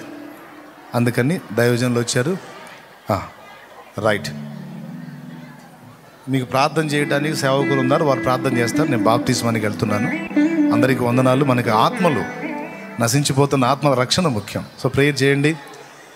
ఇంకా చెప్పాలంటే మీరు ఆత్మీయంగా ఎదుగుతున్నారు, మీరే నా కోసం చేయాలి. తప్పకుండా నేను అనుకూలతను బట్టి నేను అక్కడికి వస్తే అవుటేగా నన్ను బానిరిగా.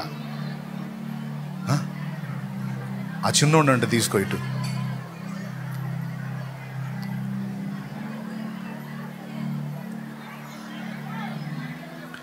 మళ్ళీ అందరూ తొక్కుకుంటారు ఇక ఒకళ్ళనొకళ్ళు. మళ్ళీ నేను అందుకే రాను ముందుకి. మీకు కావాలంటే తృప్తి తీరకపోతే మళ్ళీ ఒకసారి ప్రార్థన చేస్తా. చిన్నవాడిని పరిశుద్ధ ప్రభువా, ఒకసారి చేశాను, వీళ్ళకి తృప్తి కలగలేదు. మళ్ళా విశ్వాసంతో ప్రార్థన చేస్తున్నాను. చిన్నలు, పెద్దలు, వృద్ధులు, స్త్రీలు, పురుషులు, బిడ్డలు అందరినీ నీ గాయపడిన హస్తంతో ముట్టు. బిడ్డలందరికీ నీ కృపాక్షేమం కలిగించు. ఈ నూతన సంవత్సర శుభారంభంలో సమస్తమైన మేలులు, శుభాలు, ఆశీర్వాదాలతో ఈ బిడ్డలు వర్ధిల్లుదురుగాక. వారి భూపంట దీవెన పొందునుగాక. వారి పనిపాటులు, ఉద్యోగాలు, వ్యాపారములు శుభప్రదమైనవన్నీ ఆశీర్వాదకరంగా వర్ధిల్లుగాక. వారున్న ప్రతి విధమైన శోధన, అప్పులు, కీడు, బాధ, వేదన, ఆర్థిక ఇబ్బంది, దరిద్రత యేసు నామములో తొలగునుగాక. సమృద్ధి అయిన మేలులతో నింపు. మునుపటి కంటే అధికమైన మేలులు మీకు దయచేసేదనన్న వాగ్దానం ప్రకారం అధిక దీవెనలతో బిడ్డల్ని నింపు. వారి శరీరాల్లో ఉన్న బలహీనతలన్నీ యేసు నామములో స్వస్థతపరచు. వారి దేహాల్లో ఉన్న వ్యాధులు ఎంతటివైనా, అవి ఏ స్థాయివైనా యేసు నామములో అవి పూర్తిగా తొలగిపోయి ఆ రిపోర్ట్స్ మారిపోయి అద్భుతమైన సాక్ష్యాలు రావాలి. ఎంతమంది నా ఎదుట ఉన్నారో, ప్రార్థనలు ఏకీభవిస్తున్నారో వారందరి పక్షంగా ప్రార్థన చేస్తున్నా. నీ శక్తివంతమైన హస్తము వారి మీదికి రానిచ్చి బలమైన నీ పరిశుద్ధాత్మ కార్యాలు వారి జీవితాల్లో జరిగించండి. సాతాను శోధనలు, దురాత్మల క్రియలు, మాంత్రిక విద్యలు, మంత్రాలు, మంత్ర ప్రయోగాలు యేసు నామములో నిర్మూలమగునుగా. ఆమేన్. నీ సమాధానం బిడ్డలందరికీ సమృద్ధిగా, సంతుష్టిగా దయచేయమని యేసు ఘననామంలో ప్రార్థించి వేడుచున్నాం తండ్రి. ఆమేన్. ఆమేన్. ప్రభేసు రక్తమునకు జై, ప్రభేసు రక్తమునకు జై, ప్రభేసు నామమునకు సంపూర్ణ విజయం కలుగునుగాక. ఆమేన్. ఆమేన్. హల్లెలూయా, హల్లెలూయా, హల్లెలూయా. తిరుగు ప్రయాణంలో జాగ్రత్తగా నిదానంగా ఇల్లు జారండి. ఎట్టబడితే అట్ట పోకండి. వందనాలు.